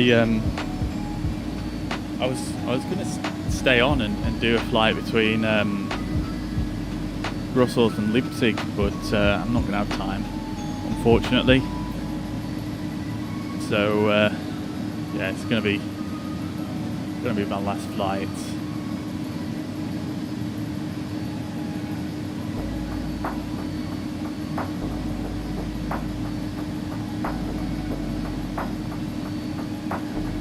Okie dokie, we're getting back onto the vertical profile now, looking good.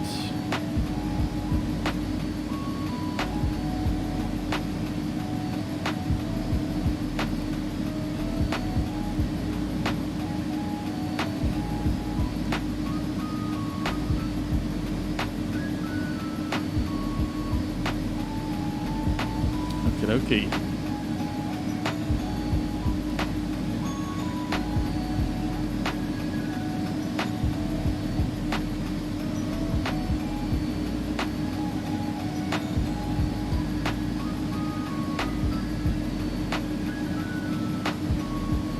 To look up what this MIM is.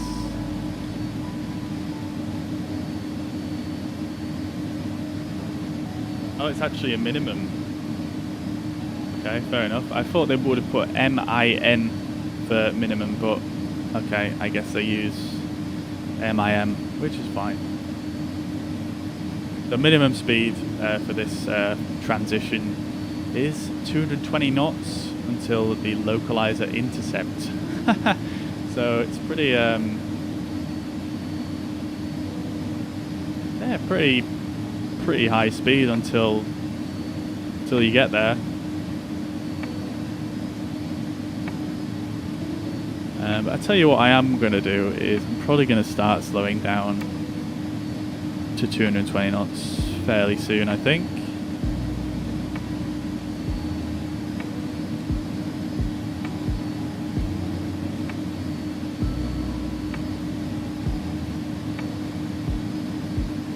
Your wife's gonna force you to do a Morrison's run. Oh no, dude.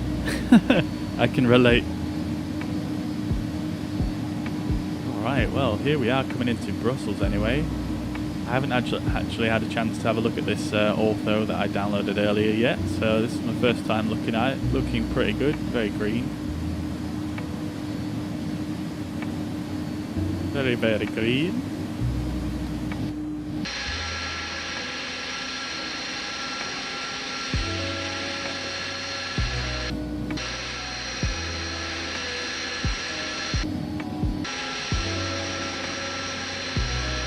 Very nice.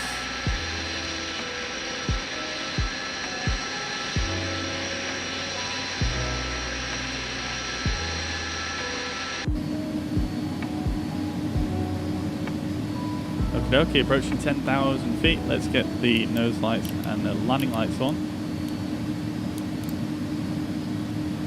Seatbelts can come on as well. Not like we've got anyone on board. We're looking pretty empty back here.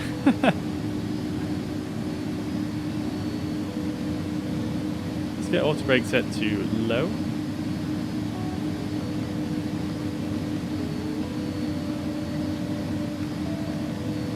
We're a little bit low on the profile still, but I'm absolutely fine with that, honestly. We've got no altitude restrictions to worry about on this arrival, but we do need to kind of slow down at last minute.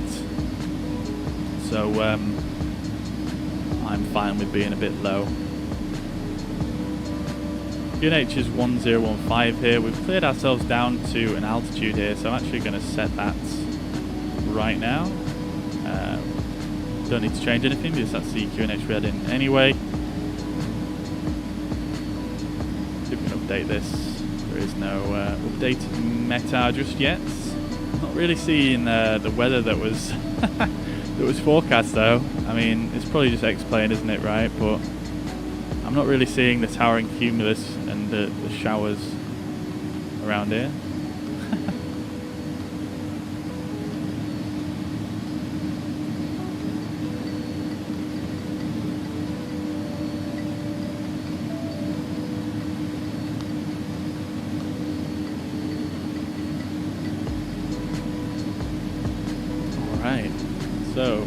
13 miles to go till Bun. So we're going to make our turn for an intercept to the localizer. And then we're going to have level flight for a few miles before we start down on the ILS.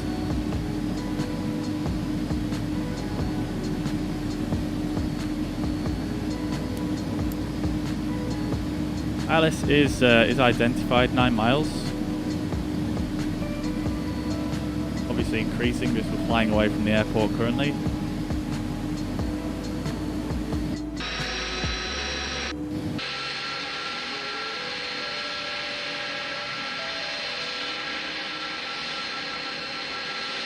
Oh, you do see me as a DHL. That's awesome.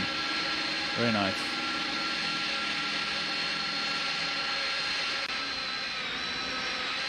The airport's back here. Looking good.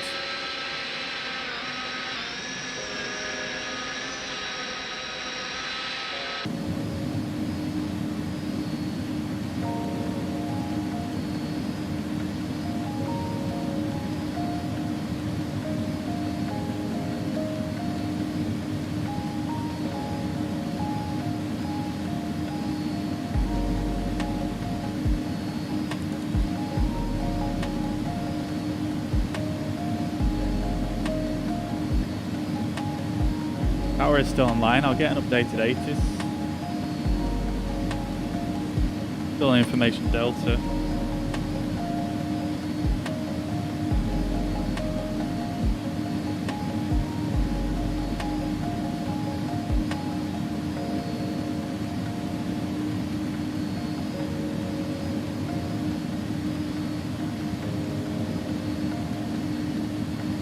Cruising on a little bit quick here, just over 250 knots. The auto throttle in this thing is, I mean, I suppose it's a consequence of these engines being so slow to spool up and spool down. It just takes a while for the speed to actually change. Although it's not really doing anything about it at the moment. It doesn't seem to be pitching up to try and slow us down a bit. And we are in retard at the moment, so it can't exactly pull the thrust levers back a bit any further. I guess we're on quite a steep descent rate though here, really, aren't we? So we're doing about we're doing 1100 feet per minute. So yeah, I mean, it's not that steep, I suppose, just under 3 degrees, isn't it? So all right, so the speed's actually changed itself here to a computer speed of 205 knots. Now we don't want that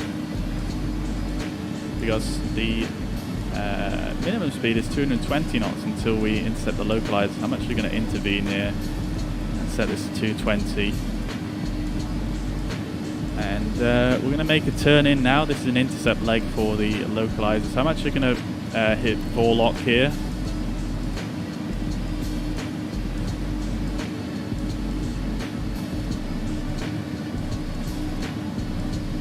And the idea is to intercept the localizer at this point here, or somewhere around there,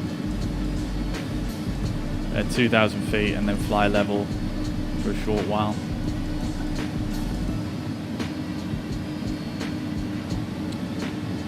Okie dokie. So VFE for flaps 15.0 is 250 knots, so we can actually get a stage of flap out now.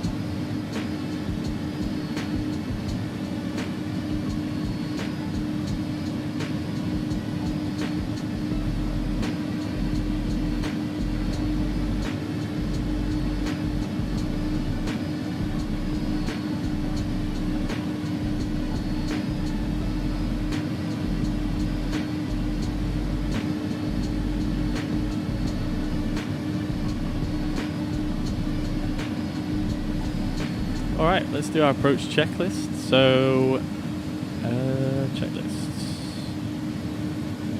Approach. Okay, so signs are set, briefing is confirmed, ECAM status, we can check that now.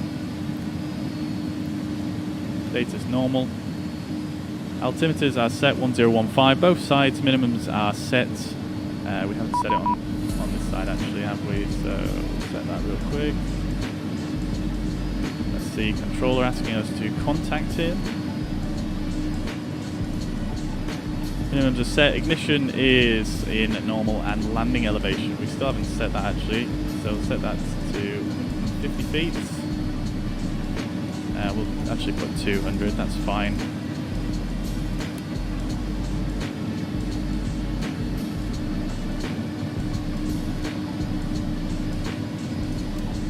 Brussels Tower, good afternoon. Eurotrans 353. Currently 12 miles out on an intercept for the localizer for 25 left. We have Delta. Eurotrans 353 heavy low, so Brussels Tower report established service 25 left.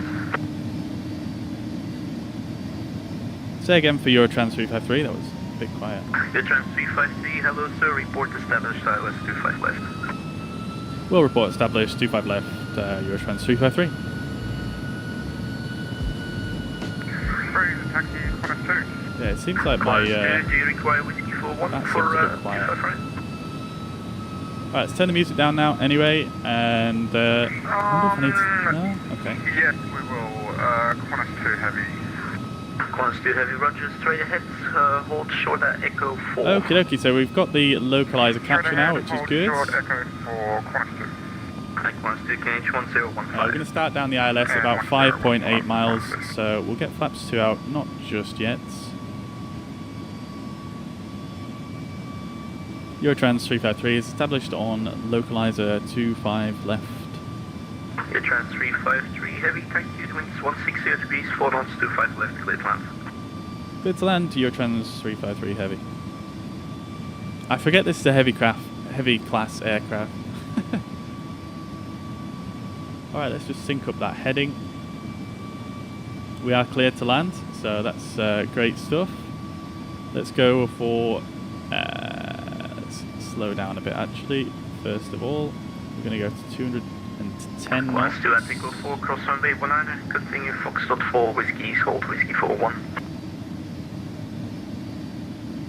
Alright, passing through 215, we're going to get the flaps 15, 30, 30, I can't even remember. We're going to get the gear down as well. Land mode on. Glide slope capture. I was a bit late on that there, so it's going to do a bit of a dive here. That's fine. I'm actually going to get a bit of speed brake in here because we're picking up a lot of speed here.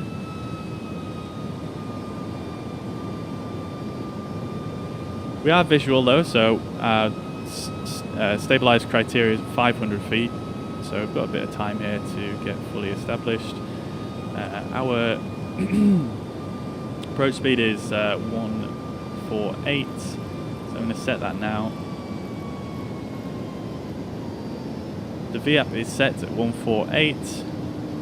Landing checklist, landing gear is down, auto brake is set, anti-skid is checked, flaps and slats, we're going to go to flaps full momentarily, spoilers, and not armed currently, we're going to do that.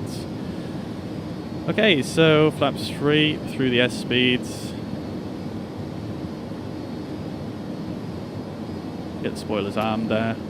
Too low, terrain too low, terrain too low, terrain too low. Okay, terrain that's too low, terrain too low, terrain too low, terrain too low. Hello? Terrain too low, terrain too low, terrain too low, terrain too low, terrain too low, terrain too low, terrain too low, terrain too low. Okay, we're going to get flaps full. I'm not sure why it's doing that. It really shouldn't be doing that. Terrain too low, terrain too low. Okay, I'm just going to disconnect the autopilot. Terrain too low, terrain too low, terrain too low, terrain too low, terrain too low, terrain. God, that's so loud. Shut up, dude. Thank you. There we go. Okay. 100. 40, 30, 20, 10. Oh, bit of a float. 5. Okay, we're down. Qantas 2 report ready. We'll be Spoilers are deployed. Qantas 2. Full reverse. Qantas 2, thank you. Decel. Whiskey 41, the winds 160 degrees, 4 knots, 25 right, clear to take off. Whiskey 41, runway 25 right, clear to take off. Qantas 2. Eurotrans 353, right when able. Right when able, Eurotrans 353. Okay, stow the spot reverses. He wants us to come off right here, so There we go. Beautiful. Not a bad landing. Not a bad landing. A little bit of a float there. But not too bad. It's weird. The auto throttle started to spool up a little bit when I was getting a bit close to the ground there, which was a bit worrying. I should have just turned it off. Trans 353, welcome to Brussels, sir. Continue for now onto the inners and expect stamp 951 for planning.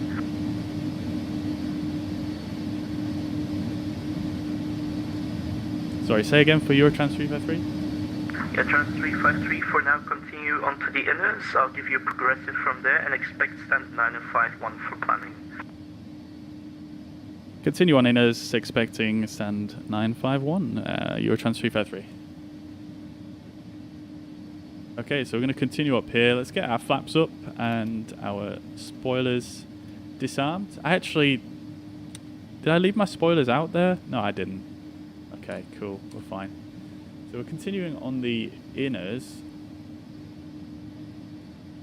Oh no. Have we gone on to the outers here? We might have gone on the outers.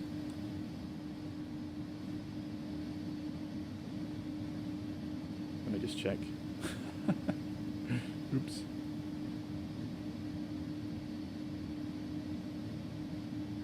Yeah, we're going to take a left here. This is the inners to our left.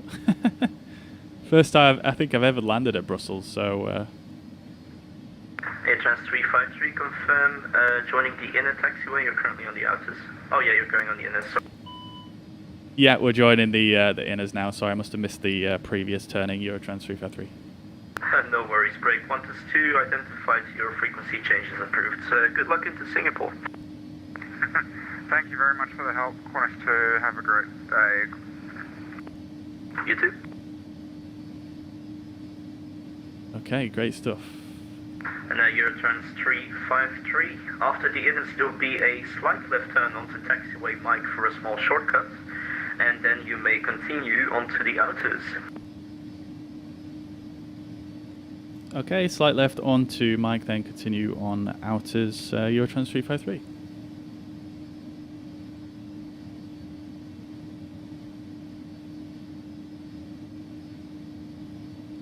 I really need to just stop here and see where I'm going. Right, there we go. We're just going to stop there for a second. Let's get some lights off. Landing lights can come off. Nose light can go to taxi.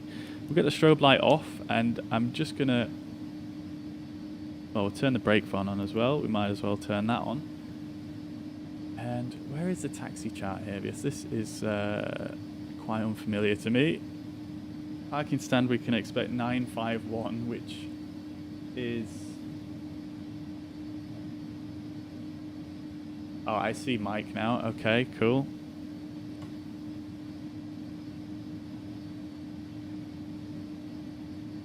Awesome gadget. You got a screenshot. Nice one, dude. We'll have a look at the replay here in a second. But that's pretty cool, dude. Alright, so we can actually turn the weather radar off now, and transponder can come to transponder. So not triggering anyone's TCAS. Our stand we can expect is 951. I'm just trying to find that on the charts now. I think that's all the way up on the north side.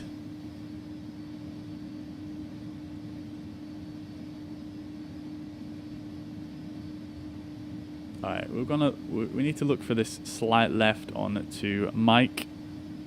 We got Sierra and Echo 5.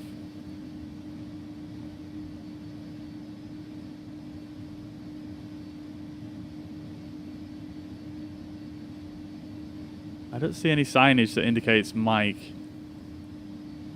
Wow, we're going quick here.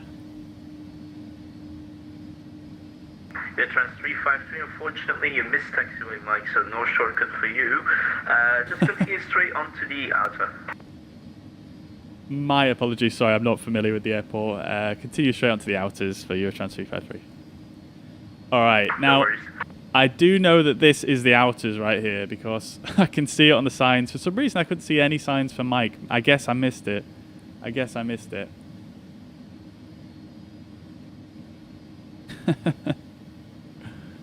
Alright, so this left is on to the outer.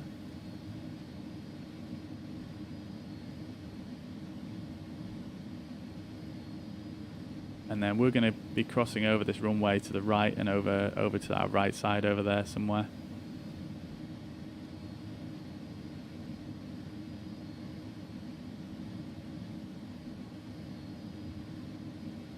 But the main terminal there looking pretty nice. This is a freeware airport again. It says uncomfortable landing here, but I don't feel like that's too terrible for this aircraft.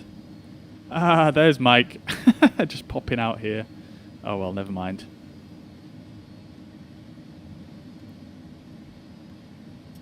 Okay, after landing checklist, slats and flaps are retracted. Transponder is in transponder. And Eurotrans 353, report at holding point Bravo 8. I'll make you cross 25 right and then you can take a little shortcut there.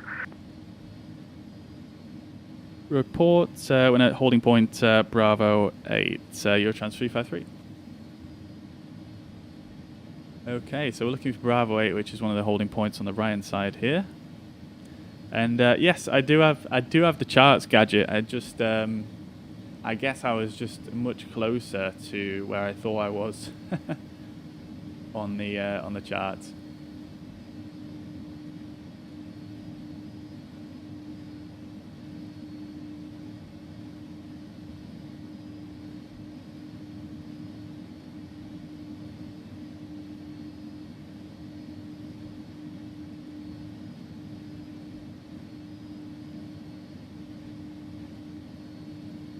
Okay, we can start the APU as well while we're here.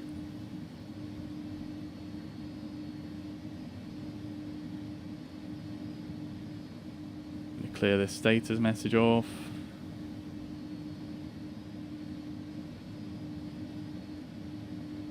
Bravo 8 is way down here.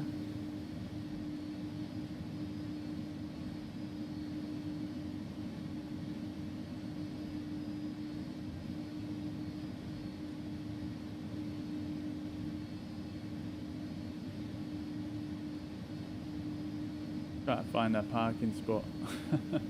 It's so far away. Bravo 6 here.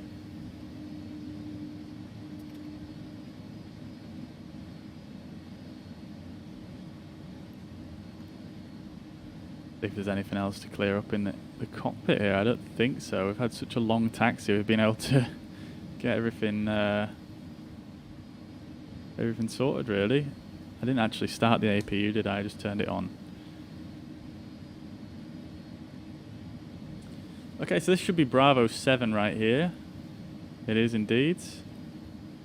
Our parking stand should be, I believe, somewhere over here by this warehouse. Bravo 8 should be this next one. There we go, Bravo 8. 353 at Bravo 8, cross runway 25 right 07 left onto Alpha 6. Then join November 2, November 1, and your stand 951. At Bravo 8, cross runway 25 right 07 left. Then on to November 2, November 1, stand 951, Eurotrans 353.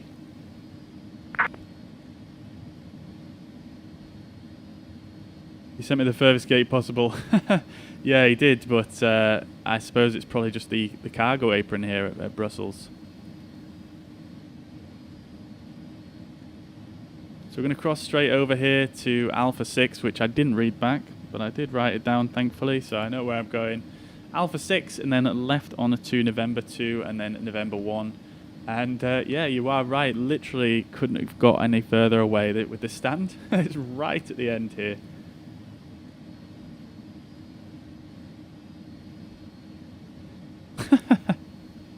Oh well, it's all good.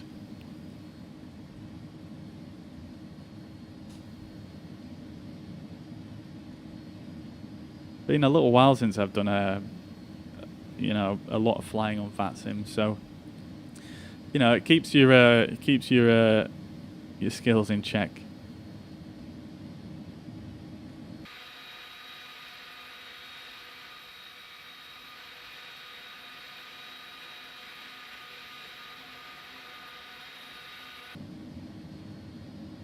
I wonder if it takes DHL ages to send stuff out, taxiing. Well, to be honest, what I should have done is I should have checked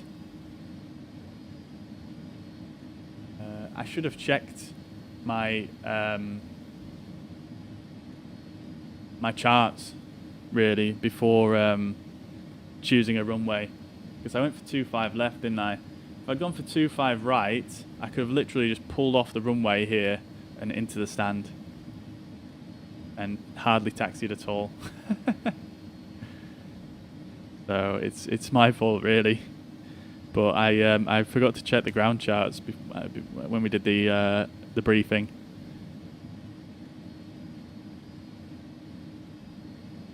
All right, so we're looking for 951. Should be right at the end here. Like not even here, like even further. But yeah, I definitely should have chose 2.5 right, because literally like 2.5 right's here. And we would have rolled off and then just come off the runway and down to the stand. I mean, this is a cargo apron clearly, isn't it? All stations, Brussels Tower is now closing. Over to Unicom 122.8 and enjoy your day. I think this is our stand here. Thank you very much, have a good day. Bye-bye. You too.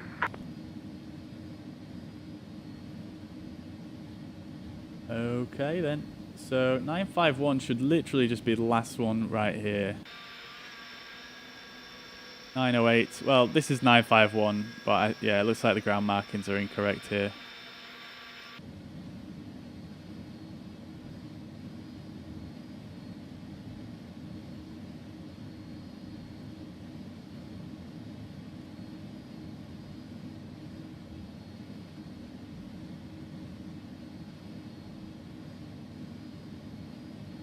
Unfortunately got no visual docking guidance system here, or marshaller.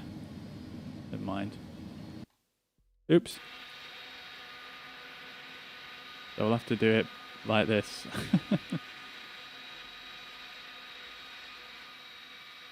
Aircraft doesn't want to slow down at all. There we go. Bit heavy on the brakes, but not too bad. A little bit off the line, I think, actually, but I can cope. Alright, great stuff. So we should have the APU available, which it is. So we'll turn the APU bleed on, and we'll turn both the engines off. Great stuff. Parking brake is set. Let's speak to the ground and get the external power in. Fuel truck, everything. Well, not everything. Let's also turn off the beacon light, runway turn off lights. Should have turned those off before I turned in, really. External power on. We can actually turn the APU bleed off now. Might as well turn the APU off now we're on external power. Okie dokie. Cargo's getting unloaded.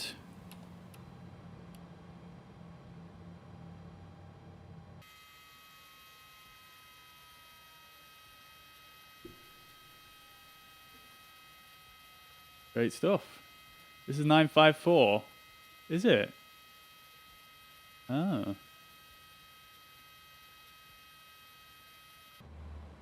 Let's see. Oh, so it is, yeah, so it is.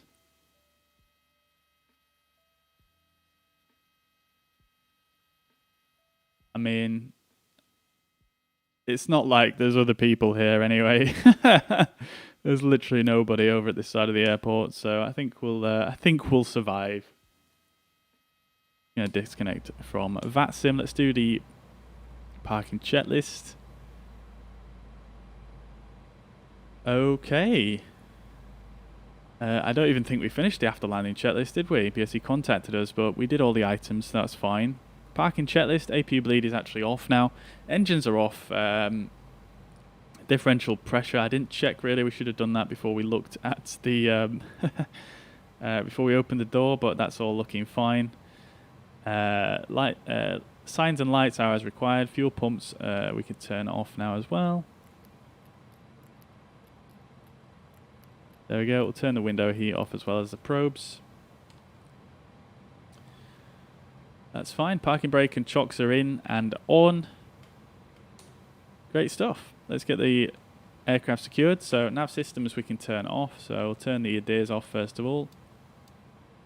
I'm going to turn all these off because they are off when you load in the aircraft. So I assume that's off. We'll turn the econ flow off as well. Oh, these turn off automatically, don't they, when you turn the ADIRs off? That's fine, that's done. Emergency lights can go to disarm. Standby compass off. Seatbelts off. No smoking off. Alright. Nav systems are off. Oxygen is off. APU bleed is off. Emergency exit lights are disarmed. APU and battery we could turn off now as well. So external power and battery off. There we have it. Beautiful stuff. Okay, let's check out the replay then. So I'm actually going to, let's go here. Let's just close all the doors. We might need to just go here and just get rid of the loader and the air stairs first.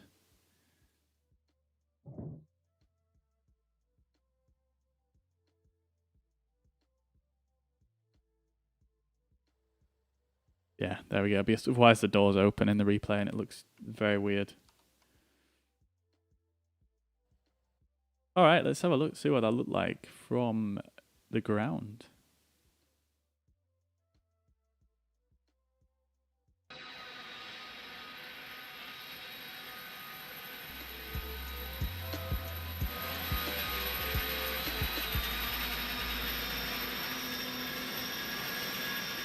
Too low, terrain too Yeah, low, so I'm not terrain sure too why I low, got this. terrain too low, terrain too low, Yeah, terrain too low, terrain too I had low, some terrain weirdness with the GPWS yesterday when I was doing some test flights. So I'm not sure if that's a bug. Like, I wasn't descending at particularly high rates there. I think it was only about 800 feet per minute.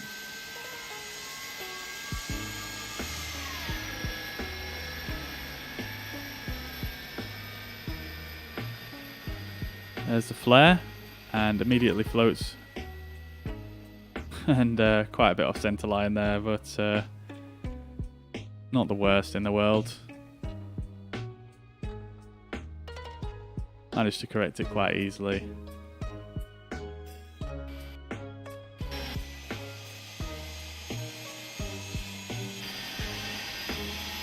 Let's have a look.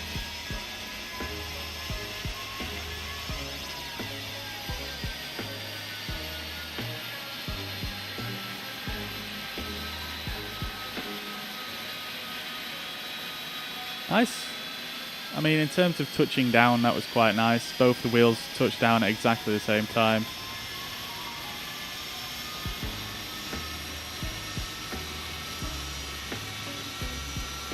Not bad. I'll take it.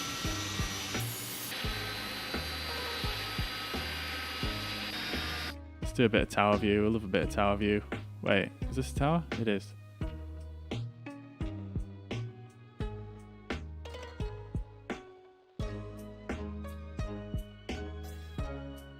You're right, Nate. Ah, I taxied past you, didn't I, on the way in after I missed that turning.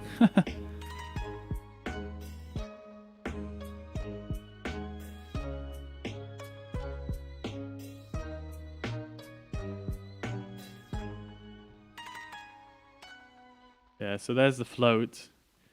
I must have pitched up. I must have flared too aggressively.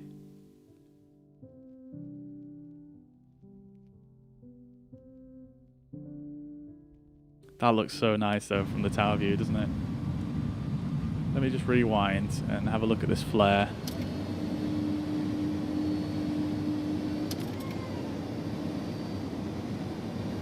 So here we are, 40, 30, 20, looking here.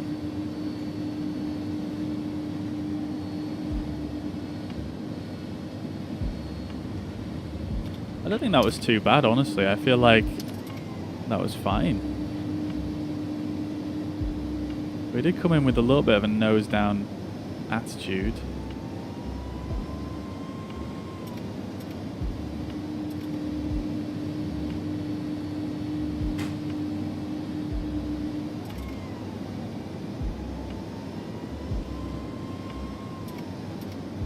Yeah, I mean, I started flaring before the engine started spooling down, so that's probably it, I imagine. But nevertheless, not the worst. Not the best landing I've done in this plane, but certainly not the worst.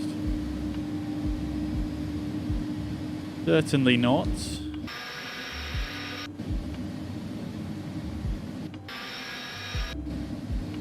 It all happened a bit quickly there as well, didn't it, on approach? It all went a bit crazy. Let's find the right camera view here. That's what I wanted.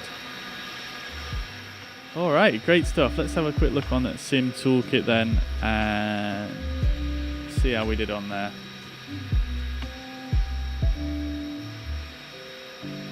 So, Sim Toolkit, 207 feet per minute. Let's see what it says on the landing report.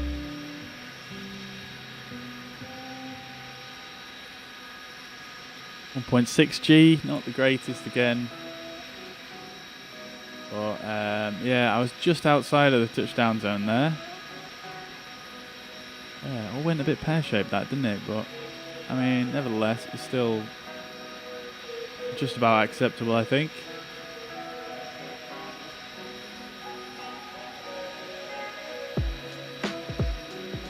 "30 feet off centre line." Again, I've done much worse. Okie dokie then. Right, that is going to be it from me for today then. So thank you very much for tuning in, everyone. I hope you enjoyed. If you're watching on YouTube, please do hit the thumbs up button to if you've enjoyed the stream. It helps the stream a lot. And you know, thank you very much for tuning in, everybody. Gadget, nice to speak to you, dude. Peter, good to see you as always. Mariner, take it easy, buddy. Good to see you, and I hope you're well. November 8961 Victor, thank you very much for tuning in. John Michael, Lewis, James, thank you very much. Dave, of course, Fly Aviation, and Zach. Thank you very much for tuning in, everybody. Hope you're all well. Enjoy the rest of your weekend, and I will catch you all again sometime next week. There's going to be no stream tomorrow because of the England final and various other things that I've got on tomorrow. But thank you very much, everybody, for tuning in. I'll catch you again soon. Bye for now.